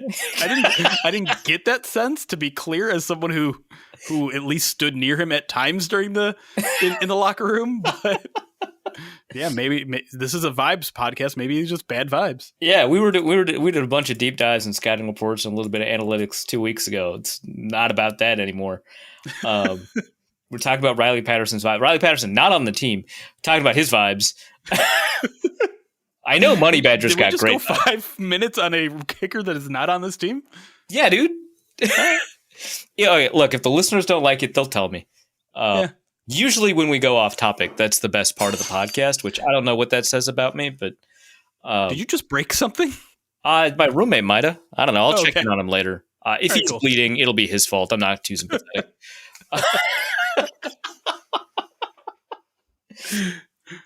Anyway, what are the Lions favored by? 3, 4, 5? Do you know? I think it started at 4.5, and I think it came all the way down to 3 at some point. I don't know what it is currently right now, though. Wow, I'm gonna say that I nailed it. Mind you, they were like favored by 3.5 like 2 weeks ago, so it's not like I was working with no information. How do you feel? Do you think the Lions win? I do. You sound so regretful with it. Yeah, I guess. I'm bored by this game. It's why we're not doing a full Lions Vikings preview on our podcast. I'm sorry I bore you, dude. No, stop it. I've been looking at the Vikings defense. It just doesn't seem like it's been playing like it did in the middle of the season. I have to think there is some sort of mental, I don't know, fatigue with that team right now, considering everything they've been through, considering how long of a shot they have at the playoffs, considering what happened last Sunday night. While the Lions are kind of on the opposite end of that, while they might not have that much to play for in this game because the 2 seed is such a far-fetched dream, they're pretty pissed off right now after what happened in Dallas. And so I think they're going to be pretty motivated in this game. It's going to be the first home game since the Lions clinched the division, so the crowd's going to be pretty into it as well. So all the intangibles to me point in the Lions' direction, and this is obviously a team that won in Minnesota 2 weeks ago. So I think the Lions probably take it, but not by a ton, honestly. Unless the Vikings are like completely done and checked out, I still think this is going to be a pretty competitive game. Does the fact that it's Nick Mullins instead of Jaren Hall not change your mind, but like change your approach to the vibes? Yeah, I think. I mean, Mullins threw for 400 yards last time. Like, I think, and 4 picks. Let's not like. True. He ended up with a 65th percentile EPA in a game where he threw 4 picks. Fucking wizard, right? And so yeah, I think if the Vikings are trying to win this game, I think they're making the right decision right now. And so yeah, I think that makes it more competitive. I didn't watch any of Jaren Hall last week. I was busy doing important things. Fair. No, I get it. Yeah, by the time I had flipped the game, he was already out of the game, and I assumed that was warranted based on the stat line. Yeah, well, he wasn't hurt. I can tell you that. Yeah, it was. It was rough. It was difficult. Okay, my antagonist / coworker / I don't know, his employee. I don't know. It's all very weird. Luke Braun wrote a piece about Jaren Hall over the Wide Left Substack. Plug. You can check it out. And like the piece was, wow, Jaren Hall got no help from the rest of the team. Also, he played really poorly, and that's his fault. It was just like, yeah, no, this is all true. The receivers dropped passes. The coach designed a poor game plan for him specifically. They didn't maximize his abilities, and they minimized his strengths. And also, he did all of the things that he could do wrong. So, thank you, step up Nick Mullins. So besides that, though, great. Yeah, game. besides that, it was fantastic. The future is bright. Kirk Cousins, please resign. The future's bright.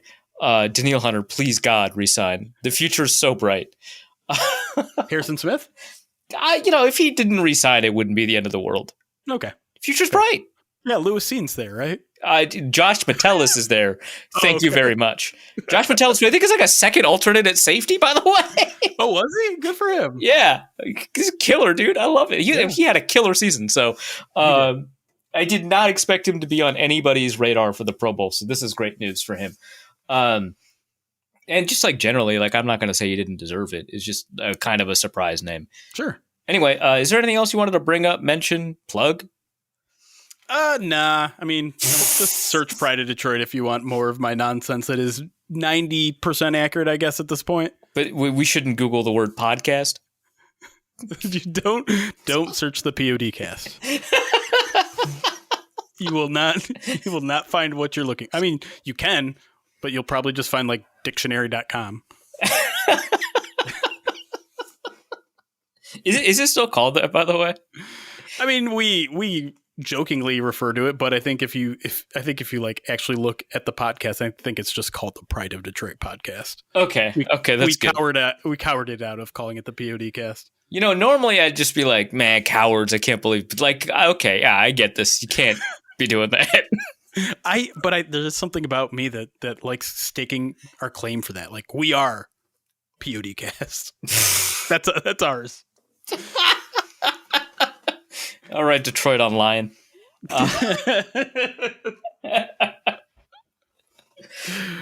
You are Jeremy Reisman. Why did I sound confused? I have no idea.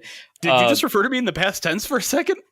Am I still here? Well, it was like as if I was playing you off on radio, which, by the way, I have very minimal radio experience, so I don't know why I defaulted to that. But like, like when I do a radio hit, as I'm hanging up, they're like, "That was Arif Hassan."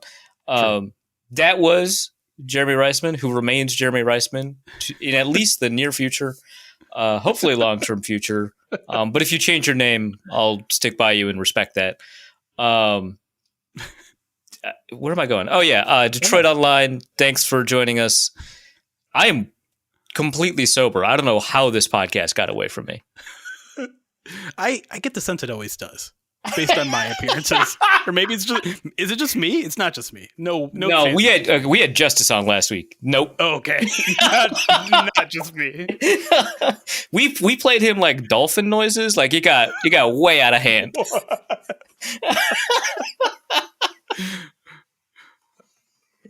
So yeah, thanks for coming on, dude. Yeah, I'm jealous now.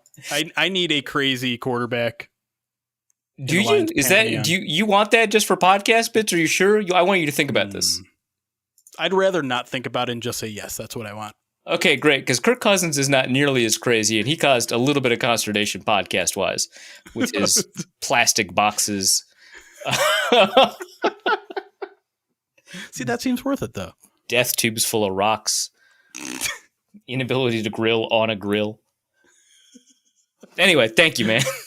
You're welcome, buddy. All right, let's go to the mailbag. And the first question is from James, but not me, who asks, it feels like the offensive line hasn't been as dominant as we were talking about earlier in the season. Is this just regression, differences in drop back depth from our backups versus Kirk, or both? Or is it something else? I have a feeling it has to do with something about everyone on the offense being hurt. Yeah, Jobs. That's some pretty measured analysis, James. I don't want to say something controversial on this podcast, but I have a feeling that the injuries to like 4 players have everything to do with what's going on here. Yeah, I would argue that the Vikings offensive line over the past couple of weeks has actually played largely all right. 2 weeks ago, I think it was against Detroit. Jesus. They're just about to play Detroit. I thought they played poorly. I think Brian O'Neill is having a pretty down year. Maybe it's because of Achilles recovery.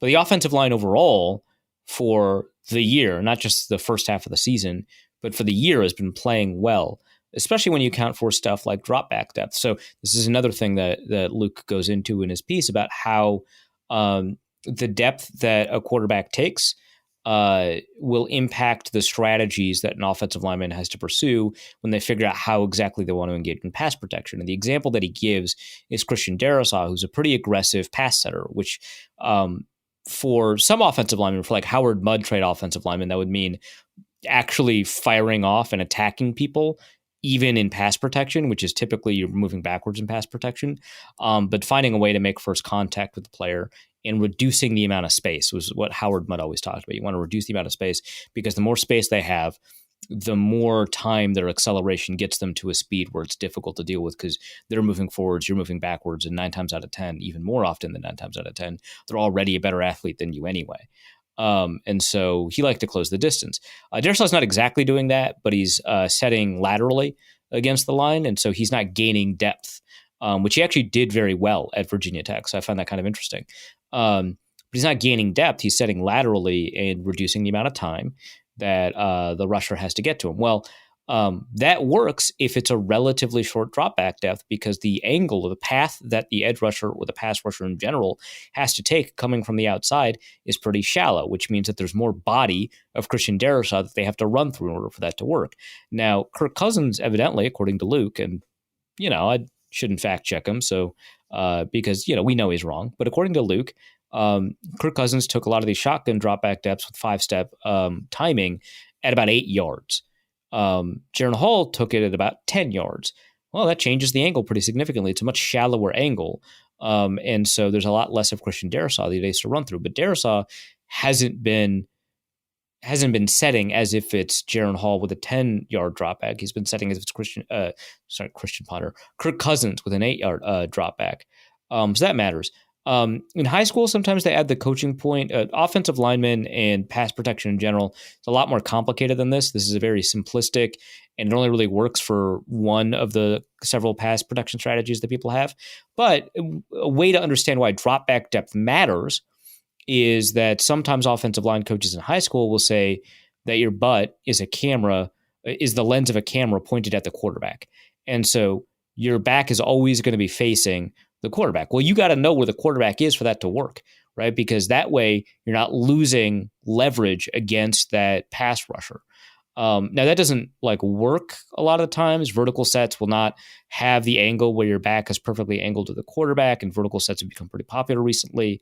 And the two offensive line aggressive setting strategies I just mentioned don't do that either, but it might demonstrate the importance of drop back depth to understanding the way that offensive linemen protect. So I think that definitely plays a role when you've got Nick Mullins and Jaron Hall dropping back at different depths, more Jaron Hall or Joshua Dobbs, who makes life really difficult for the offensive linemen. But when you evaluate them based off of the things that you could expect them to do, I think that they're still playing at a pretty high level. Again, aside from Brian O'Neill, I think is playing well, but he's not playing nearly as well as he had for the bulk of his career.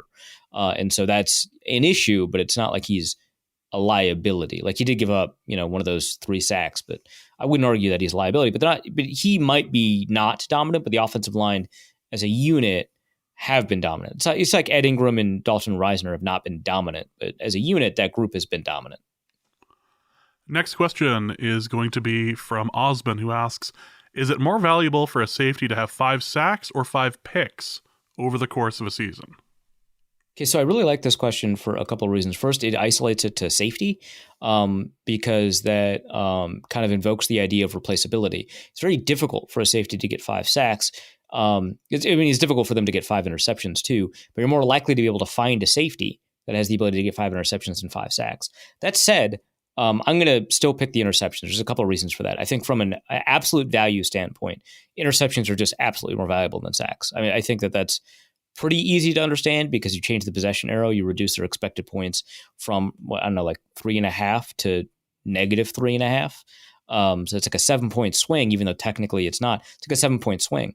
On a sack, you're reducing their expected points, depending on the down and distance of the sack, of course, which is not true for a pick. You don't have to worry about down and distance unless it's the 4th down, I guess. But on a sack, depending on the down and distance, you're reducing their expected points by maybe 1 or 2. So that's the absolute changes matter. But if you have a safety that doesn't blitz very well, that can't get a lot of sacks, right? If you don't have, a prime Harrison Smith, if you don't have a Derwin James or whatever, you can still have a very good safety that's playing in coverage, and you can figure out your pressure strategy some other way. And again, it's not always easy to find blitzers or pass rushers, but it is very difficult if you don't have a safety that's good in coverage to replace that. And so you can replace the lost pass rush pressure from not having a Derwin James, but it's very difficult to replace the lost, interception or coverage pressure from somebody like an Earl Thomas, right? And so I think the replaceability is actually more difficult with the 5 picks than the 5 sacks, even though the number of safeties capable of getting 5 sacks is smaller than the number who get 5 picks over the course of the season. And the final reason, I think, is that on a defense, interceptions are rarer than sacks. No team has 59 interceptions in a season, right? But a team every couple of years will have 59 sacks in a season. So that too. Plus, a lot of sacks are already replaceable because somebody else is getting pressure on the quarterback. Not most sacks, but a good chunk of sacks are half sacks divided between 2 players, when really if that other player wasn't there, it would still have resulted in a sack. Which that's a lot less true for picks. It is occasionally true for picks. So there's that too, is that a lot of plays that turn into sacks would have been sacks anyway. Next question is going to be from Cody, who asks, for a Reef debates a Reef corner, this upcoming offseason, should the Vikings sign Kirk Cousins to a multi-year deal, sign Cousins to a 1-year deal and have him be the bridge quarterback for a rookie quarterback, Jaden Daniels or Michael Penix Jr., or roll with the rookie QB like Daniels or Penix without a bridge quarterback?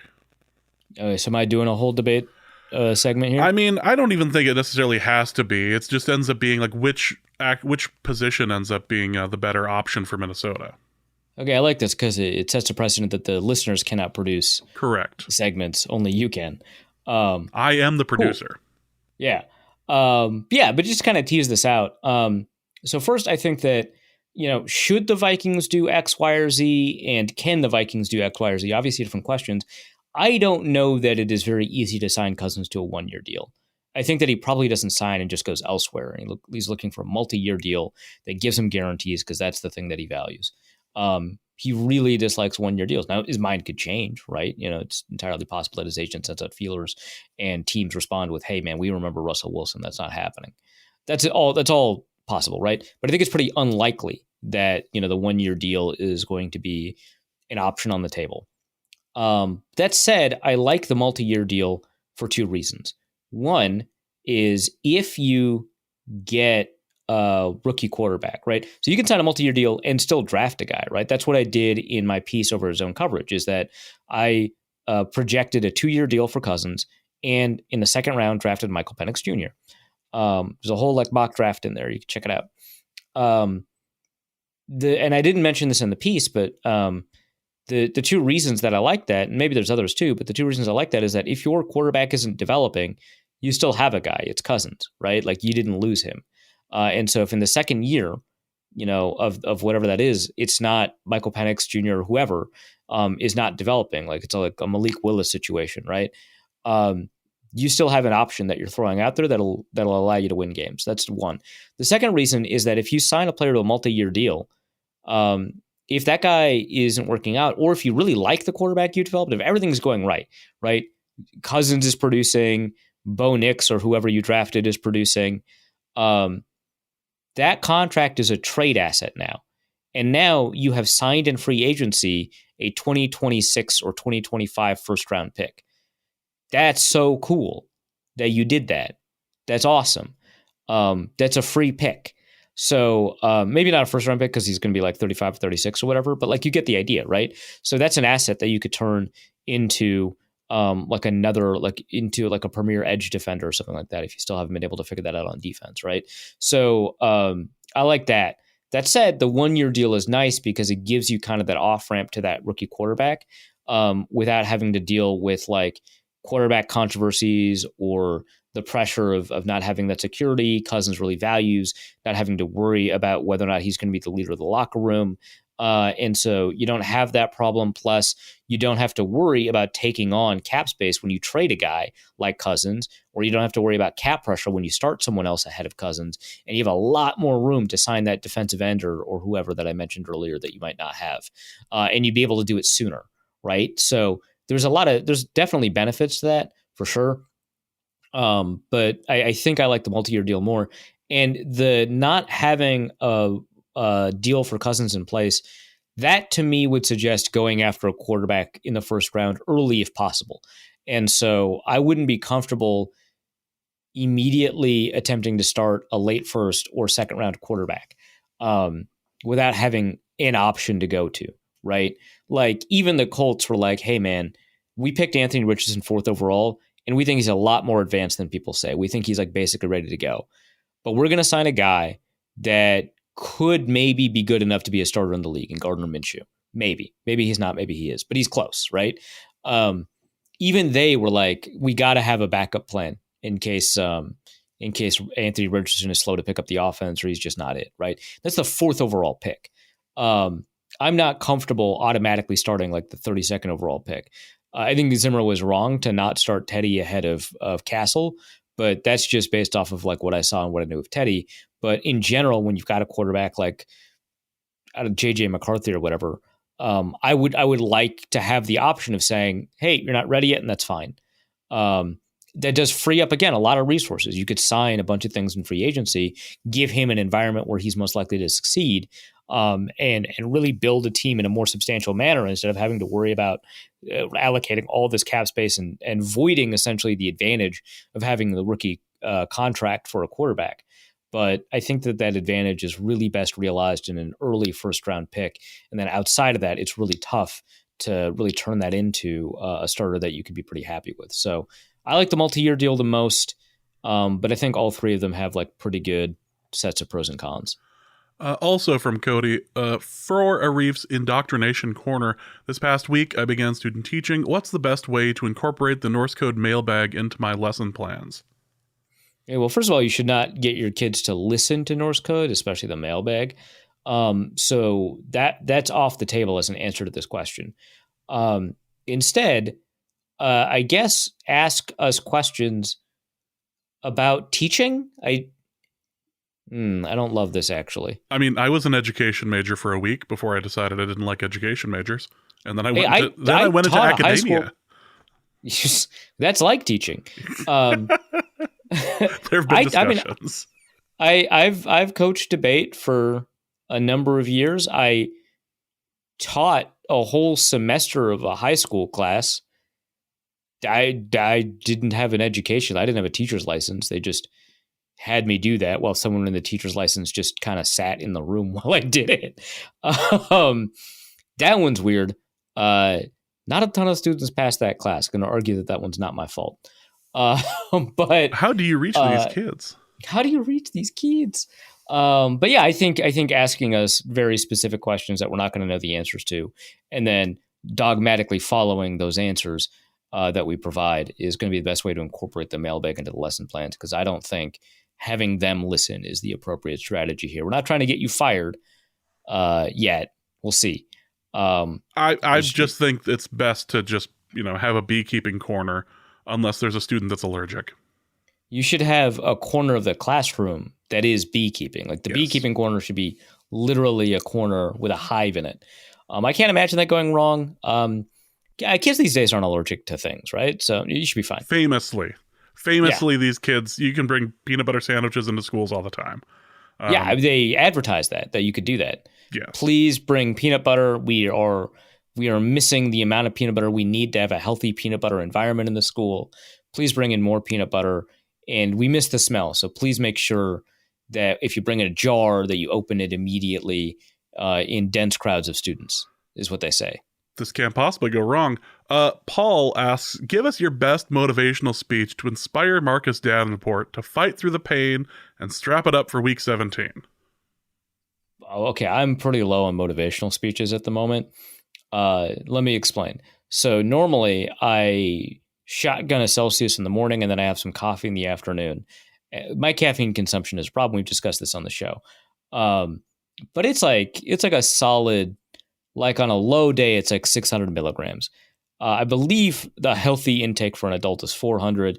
And there are definitely days I go up to 1,000, which they say on the websites puts you in the hospital. But for me, is like a pretty good day.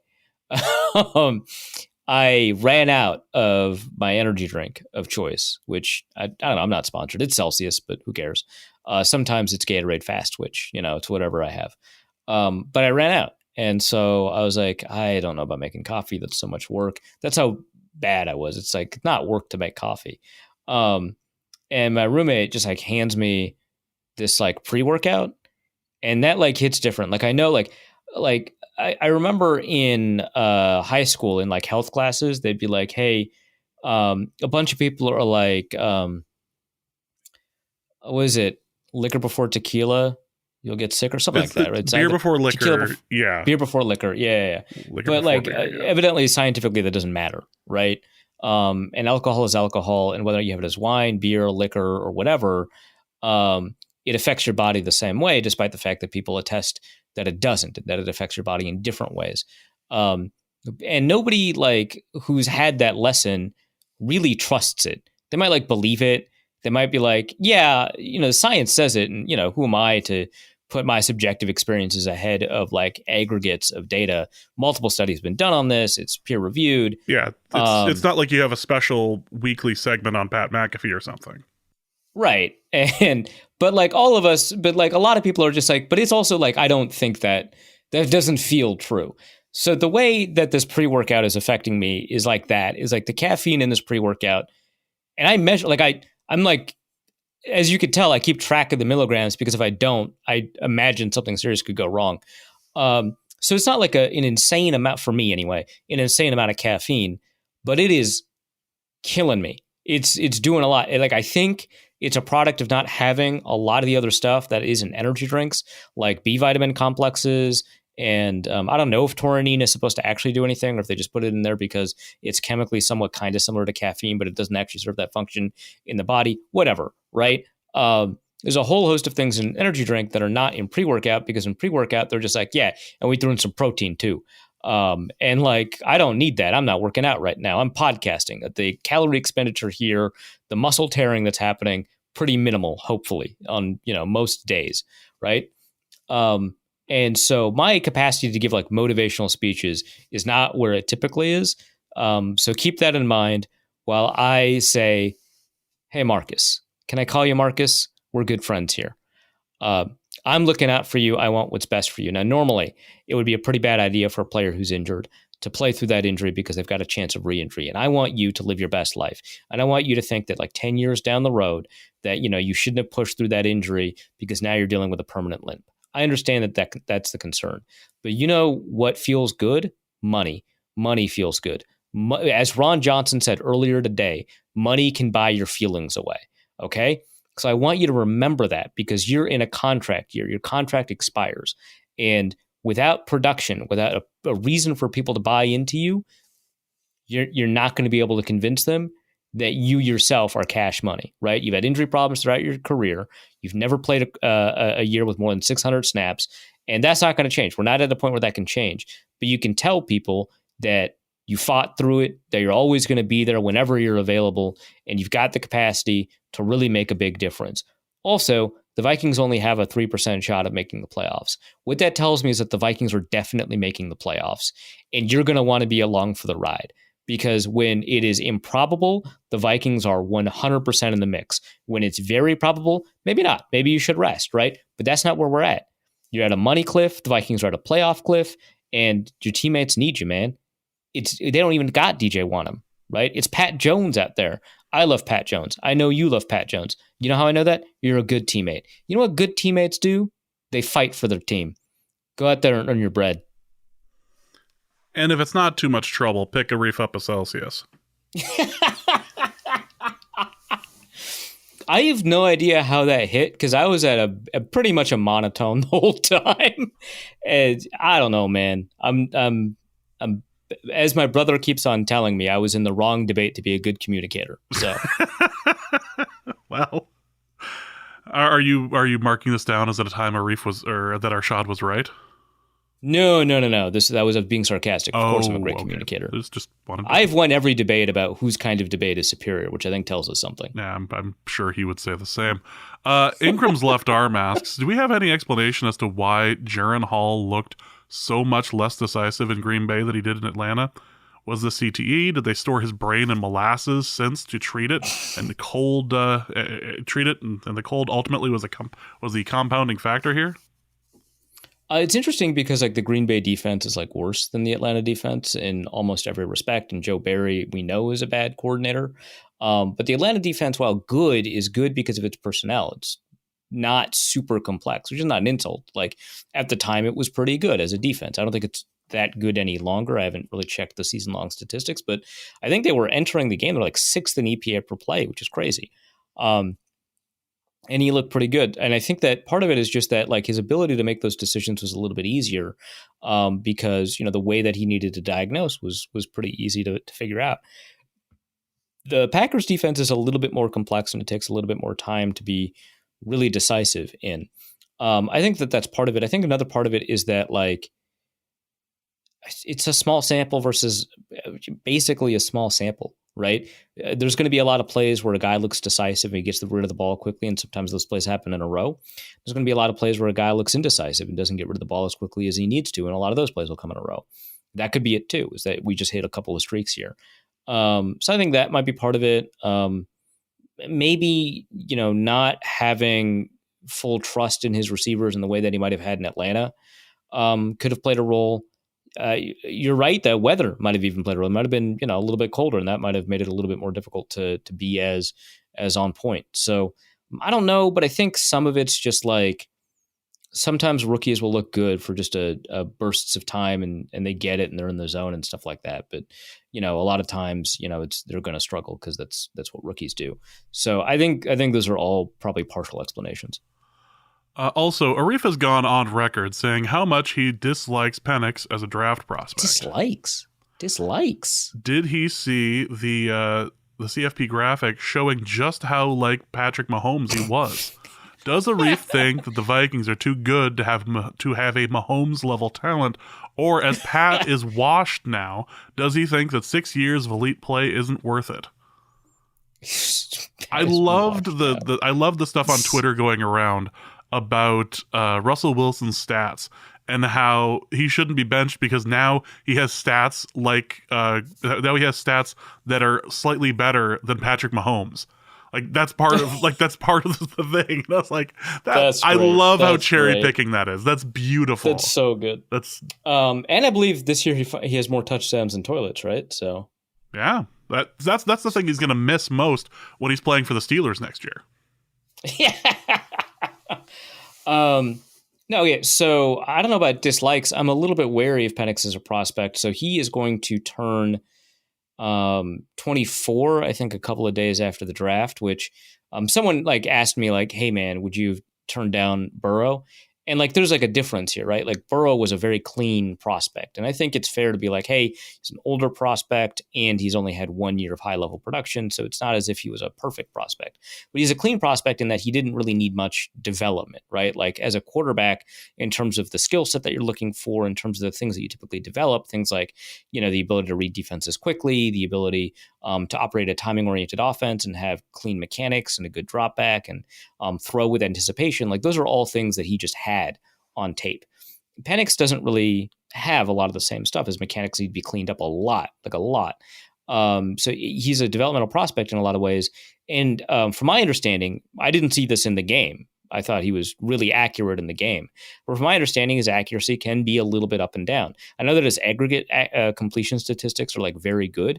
This is just me talking about my impression that I've gotten from draft analysts. So I could be wrong about, you know, that, or I could be reading about a different prospect, but the best I can understand is that the accuracy is a little bit up and down, and that might be a product of that mechanical difference. The other thing is, it's not just that he's old, right? There's a couple of quarterbacks who were drafted at an older age that did really well or do pretty well. It's that he also has this remarkable injury history. I believe he has 4 season-ending injuries, 2 of which occurred on his knees.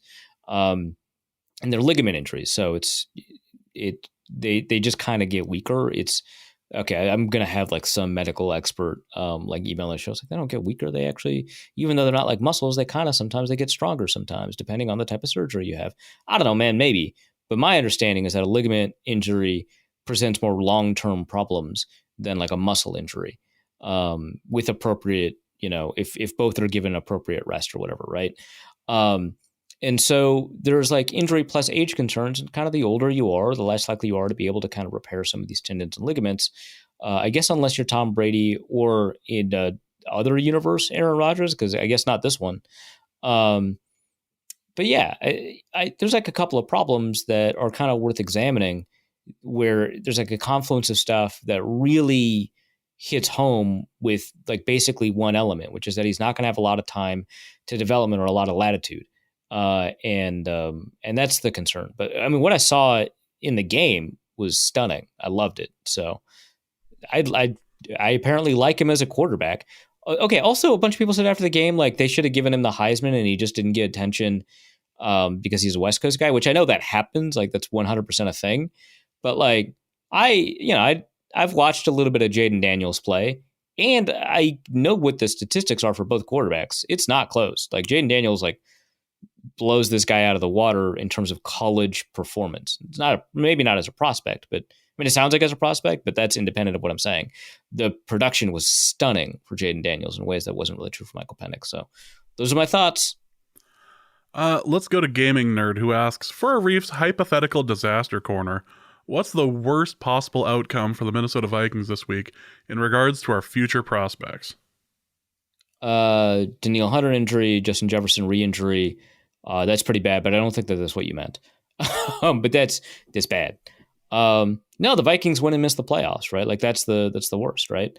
I'm on record as saying I think the Vikings should play to win, right? I watch sports because I enjoy watching people compete. I know that like a bunch of analytics people have developed a reputation for, attempting to optimize and maximize and not actually enjoying the game. But like I have studied, I don't know, study is maybe too strong a word, but I've become interested in analytics because I like to see kind of areas where teams can do well. And I like to understand the game in unique and interesting ways. And it just clicks with my brain a little bit better the way I understand information. That's why I'm interested in analytics. But I like football because I like football. Like that's it at the end of the day. I like watching teams try to compete. I like watching players try to win. I feel for players that have contract incentive. I understand that coaches need to have an extra win on their resume when they're negotiating for their contract, or when they have to figure out whether or not they're going to get fired or they're on the hot seat. Having that extra win in your back pocket actually could be pretty helpful, right? So I am on record as saying I want the Vikings to win because, sports represent some element of the human condition that I really enjoy seeing get played out. And that doesn't exist in a world where you're rationally attempting to lose. I hate that. So there's that. But yeah, the long-term process, if we're just asking the question, what's worse for the long-term prospects of the Vikings, is that they win and they pick like, I don't know, what's the worst you can win and not make the playoffs in terms of draft position, like 12th to 13th or something like that. It's that plus the player injuries. That's the worst. But I don't know. It doesn't seem like a remarkably detailed answer. But I don't know how to answer that with more depth, unfortunately. Yeah, that's kind of where we're at. Jordan asks, for James's litigation corner, we don't spend nearly enough time here. Yeah, no, this is an important corner. Which non-football related TV personality is most likely to take Arif to court? I feel like we went over this like 6 episodes ago or something. Yeah, maybe 4. I feel a feeling it was at the time it was Machine Gun Kelly who was confused as to why Case Cookus kept on getting flooded to him. Well, presumably confused. I don't think he has expressed confusion, but like, how could you not? He typically sounds confused, so he can just go. Yeah, that's true too. Yeah, it's the default state. Luke Braun's dad asks, with the pain of this season almost over, what is your favorite Vikings football moment of the season? Earlier in the show, when I was talking to Jeremy, and he was like, 4th and 28, how do you defend against that? And I talked about the Buffalo game, which I believe was a 4th and 18, but it's just where my brain went. I talked about the Buffalo game, and he's like, no. That's a different 4th and 28. I'm talking about the one that happened last week against the Lions. And I was like, oh my God, Justin Jefferson is so good. Like that. So kind of that. But just like in terms of like moments in games, man, I don't know. Dobbs's was it a comeback technically against Atlanta? I don't remember. Dobbs's performance against Atlanta was just overall, so incredibly exciting, especially because that when he went in, it didn't go well, right? Like it took until halftime. But man, when it worked, it was some of the most exciting stuff I've seen all season. So I'm going to go with that. That was crazy. That was a ton of fun. It doesn't take away from the fact that Kirk was in the middle of a career year and had a bunch of great moments.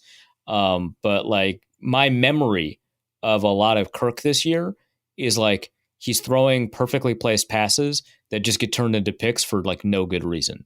That's not fun, but that's my memory of Kirk Cousins this year, right? My memory of Joshua Dobbs is him shedding like multiple 300-pound people on a way to a 33-yard scramble for a touchdown. That rules. I'm going to remember that.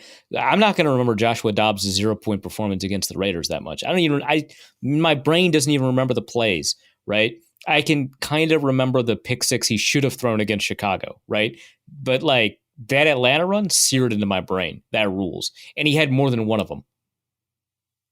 My favorite moment of the season was the first half of the Green Bay game, where the first Green Bay game, I should say, when Cousins is wheeling and dealing, the Packers are getting demolished in Green Bay.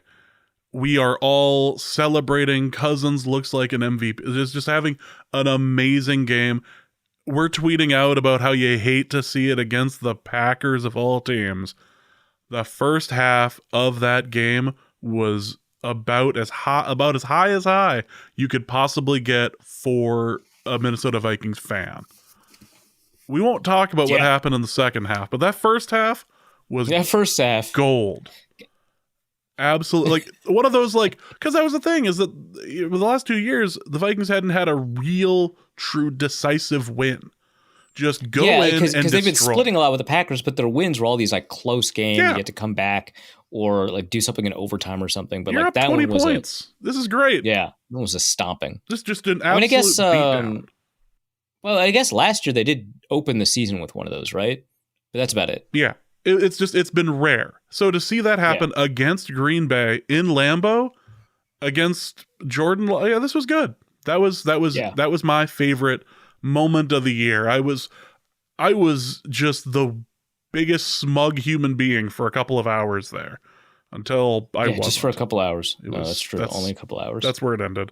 Brian Jellerson asks, does claiming talking crap grant the same reprieve in a defamation case as the insanity plea in a murder case? If so, what type of facility will the defendant be sequestered to? Would it possibly have a drug therapy program delivered via a series of injections? Okay. So I imagine most people are familiar with what happened here, but to explain. I think a couple months ago, I don't think it was very recent, Jimmy Kimmel made a joke about Aaron Rodgers. Like, he's made a couple of jokes about Aaron Rodgers, but the most recent I think was like maybe a month ago, maybe a couple months ago. Just about like the dolphin mating and the Achilles healing and kind of being weird about medical science. A normal joke, right? And in Rodgers' response, this is out of nowhere, right? So like Pat McAfee's making some joke about something that's like kind of not that relevant. Rodgers says some cryptic comment, and then AJ Hawk is like, "Is this about Epstein's list?" And Pat McAfee is like, "What's that?" or something like that. I was blown away. He's like, "What are you talking about?" And it's like, how do you not know? You know what? I don't want to know how you don't know. That's a brain that is kind of its own deal, and we are not meant to understand each other. Got it.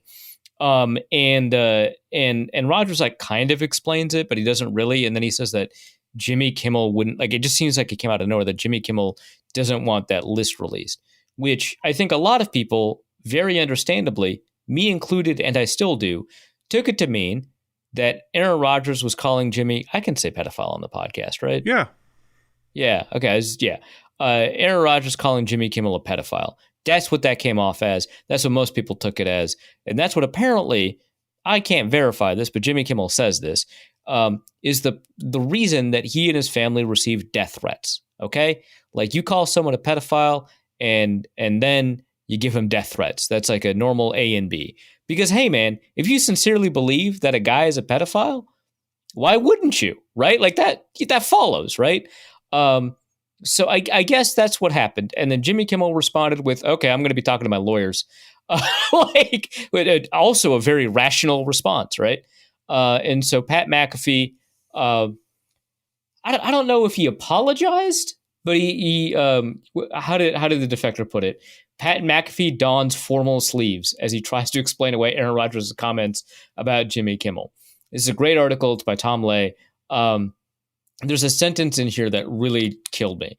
McAfee, who always moves and talks like he's trying to charm his way through a half-assed presentation in AP English, delivered his message while other rowdy fellows who populated his studio chimed in with various ad-libs. Yeah, that's about the size of it. But yeah, so Pat McAfee's defense was, hey man, sometimes we talk crap. That's just what we do. And sometimes you kind of get away from yourself when you talk crap. And it's like, no, you don't. That's what this podcast does. And I can count on one hand the number of times we've called someone a pedophile. I actually can't. I don't know, but I don't think it's happened that much.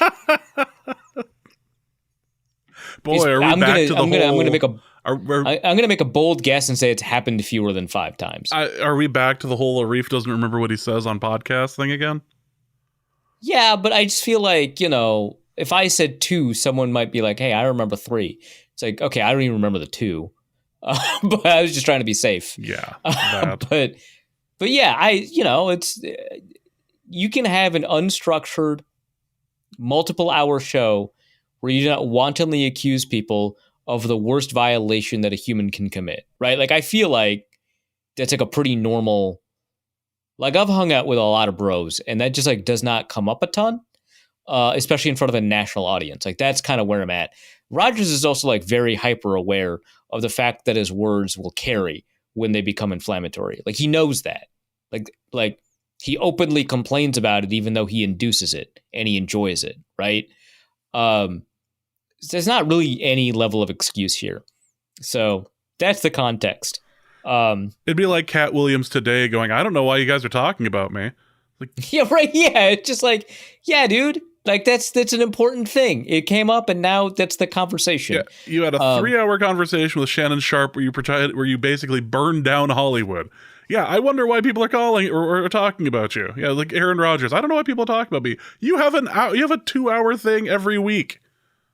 Dude, people are talking about you because you like lied about your vaccination status and then you defended it and then you defended a very controversial take. Like whether or not he's right or it's fair, which one, he's not right. 2, it is fair. But still, like even if we put that aside, it's like of course people are going to talk about it. You talked about alternative medicines for an extremely present moment, right? Like an extant pandemic, right? And of course that's going to bring in of course people are going to talk about it, right? Like that's just what happens. So anyway, to answer Jellison's question, no, that does not grant the same reprieve in a defamation case. My understanding, I'm not a lawyer, as I have to keep reminding the Discord, I guess. I don't know, man. There's got to be like actual lawyers in there who find this very amusing.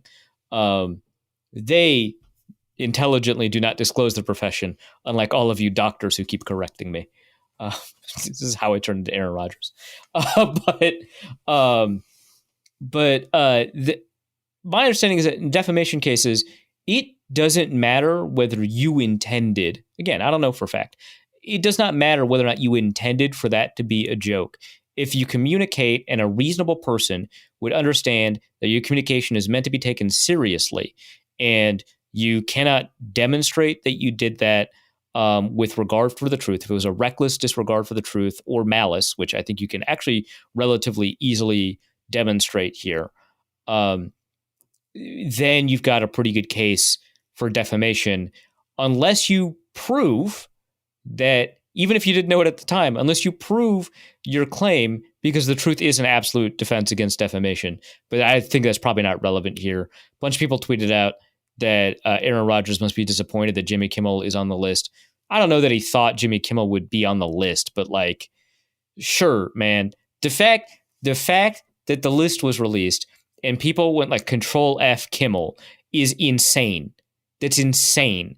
There's like so many people with so much power, and like a lot of people's first thought was, hey, is that late night talk show host on there? Like, who cares? Like I think maybe Bill Clinton's on the list. The way that people talk about it, that feels like way more important to me, right? like Jimmy Kimmel or like a former president. Like, I don't know, man. And maybe he's not. He certainly comes up like as a witness. I think he offered himself as a witness. I don't know anything about this case. But like, not a lawyer. I'm not a lawyer. And I'm especially not a lawyer on this case.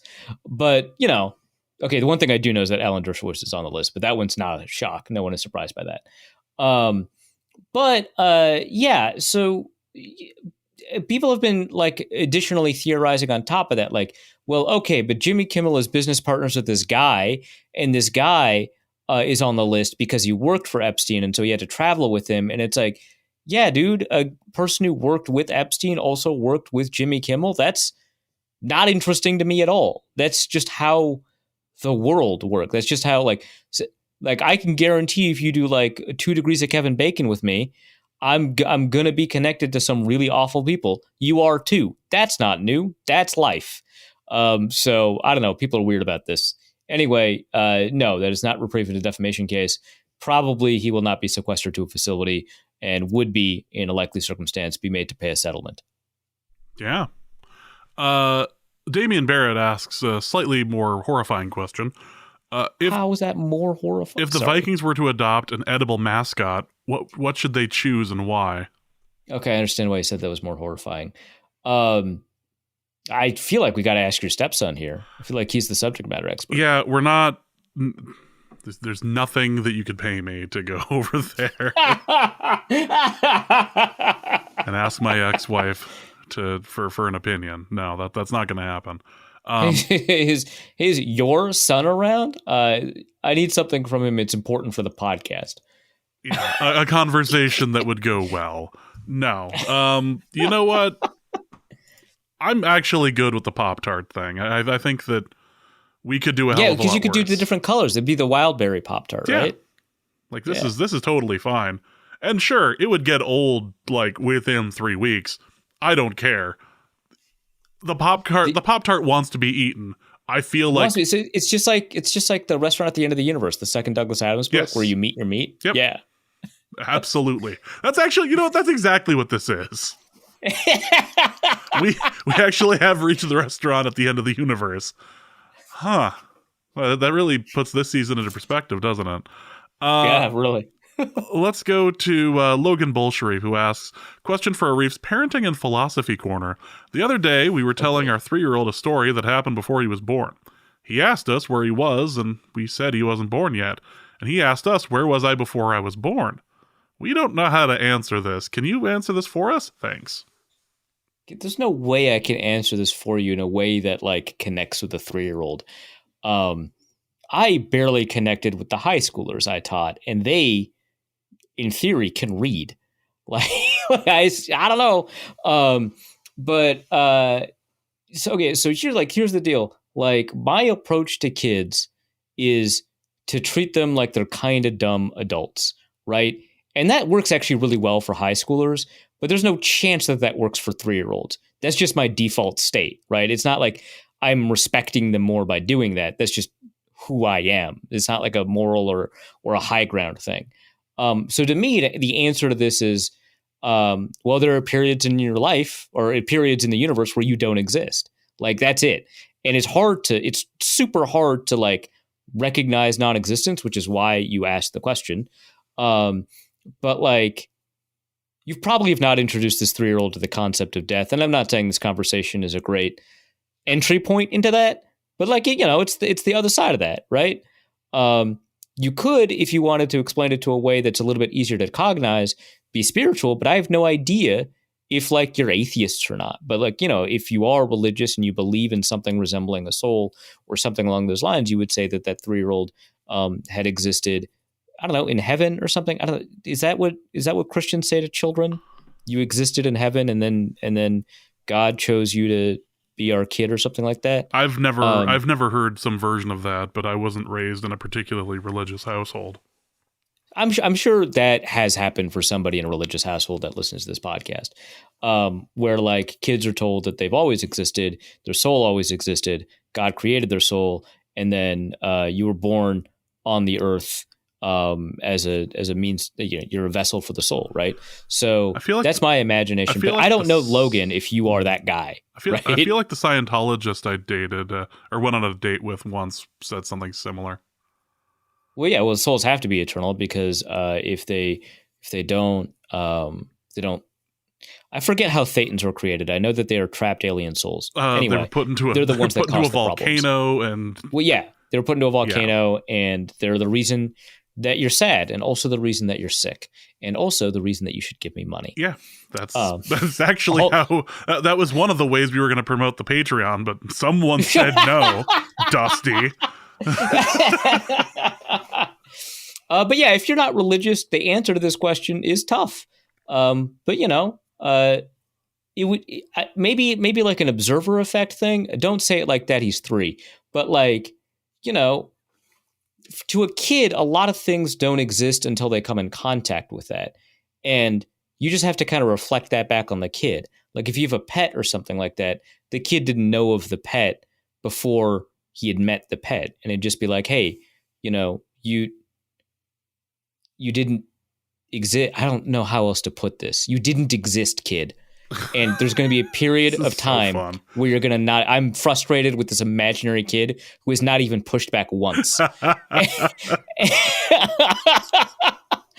You can see why that story about the Heelys happened, right? Oh yeah, yeah. You probably would have done that if it was talking to you too. Yeah. That kid was But just it's just gonna like- trip hard. It's just like, hey, that dog didn't exist before you met him. To you, you didn't exist before you met yourself. It's the same thing. This is great. I don't even think I want to. I don't correct you or have an answer. I kind of enjoy this version of frustrated Arif. I got mad at a kid for hypothetically not understanding an insanely difficult philosophical concept. Yep. The pre-workout is doing what it's supposed to. All right. Ah! Let's go to the final question, which is referencing last episode, the interview with Justice.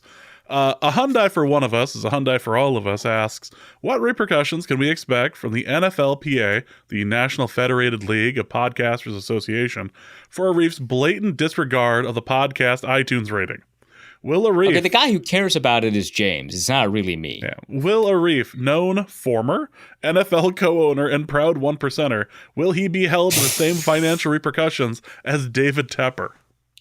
Okay, first of all, I'm not a one percenter. I feel like that should be pretty obvious, right? Like I feel like I wouldn't be driving a 2017 Hyundai Elantra if I was a one percenter. I guess technically I'm no longer, but that doesn't actually shift my status. That's just an example. It's not like he went upside down on that loan. That doesn't count. Yeah, right. Yeah. I still owe money on the loan. So yeah, I would argue that I'm not. Also, the former NFL co-owner thing. I could tell this story because it's not really a story. So obviously you all want to listen to it now that I've really sold it. But yeah, so I used to have former Chiefs co-owner, or I used to have Chiefs co-owner in my bio because people kept on responding. Like whenever I made an observation about like some player in the league that wasn't on the Vikings, and usually when it was a critical observation, people would be like, well, what do you know? Kirk Cousins is your quarterback. And it's like, and why does that make it impossible for me to comment on another quarterback? Like if I say Josh Allen was inaccurate in this game, it's not as if the fact that Kirk Cousins was the quarterback of the team I follow a little bit more closely means that he was suddenly accurate in this game. It doesn't make any sense. It's like really frustrating, right? That people would just be like, well, Kirk Cousins is your quarterback, so you can't comment on this winning team. Your team is losing. And it's like, first, it's not my team, right? I'm just a dude. But also, like that's insane. So, the Chiefs are a pretty good football team. If for the unfamiliar, the Kansas City Chiefs are an NFL football organization in the American Football Conference, and they play in the West Division, and they've won a number of Super Bowls pretty recently. And so I decided that you probably can't one-up me if I'm a Chiefs guy. And I was like, okay, but it'd be weird if I put Chiefs fan, but it's funny if I put Chiefs owner in there. So I put that in there, and that was while I was still at The Athletic. I cannot believe they allowed that. But I was with Pro Football Network, and I was going over their social media policies, and like that, and 100% justifiably, that kind of thing was almost explicitly outlined as something that like you could not do, and so they didn't like tell me to get rid of it, right? I just got rid of it. And then I think at one point their official account like lamented the fact that I got rid of it, and I was like, okay, that's, you didn't tell me, but it's like kind of on you. Okay. But yeah. So I want to make it clear, I never was an owner of the Chiefs, a co-owner. I didn't know any shares in any NFL organization. Justice is an owner. I'm not. He's the one that has to pay for everyone's crimes, not me. Yeah, let's get him. I'm sure he spilled a drink on someone recently. Oh yeah, no, for sure. And you might have even done it on purpose. Oh, that's even worse. All right, that is going to be the end of this episode of Norse Code. Hope you guys have enjoyed it. We'll be back next week to review the end of the season and what this means and all the bigger questions. How are you doing? Are things going well for you? That sort of stuff. So we'll be doing that. Arif, what do you have to plug? So I got a piece of zone coverage about how the Vikings can still build for the future if they extend Kirk Cousins to a short-term contract. I've got a piece written by Luke over at the Wide Left Substack about Jaren Hall's horrible, no good, very bad day. Got a piece from you, James, about the Hell League. He names an MVP of sorts of the year. And he goes over some of the kind of the most important decisions that people made throughout the season. And I've got a piece coming up on my picks for like MVP and stuff like that. So That's all coming soon. You can find that at wildlovepost.substack.com. You can follow me on Twitter at ArifHassan NFL. There's a part of the article where I have a screenshot of one of my favorite games of the year where the score is 0 to -2.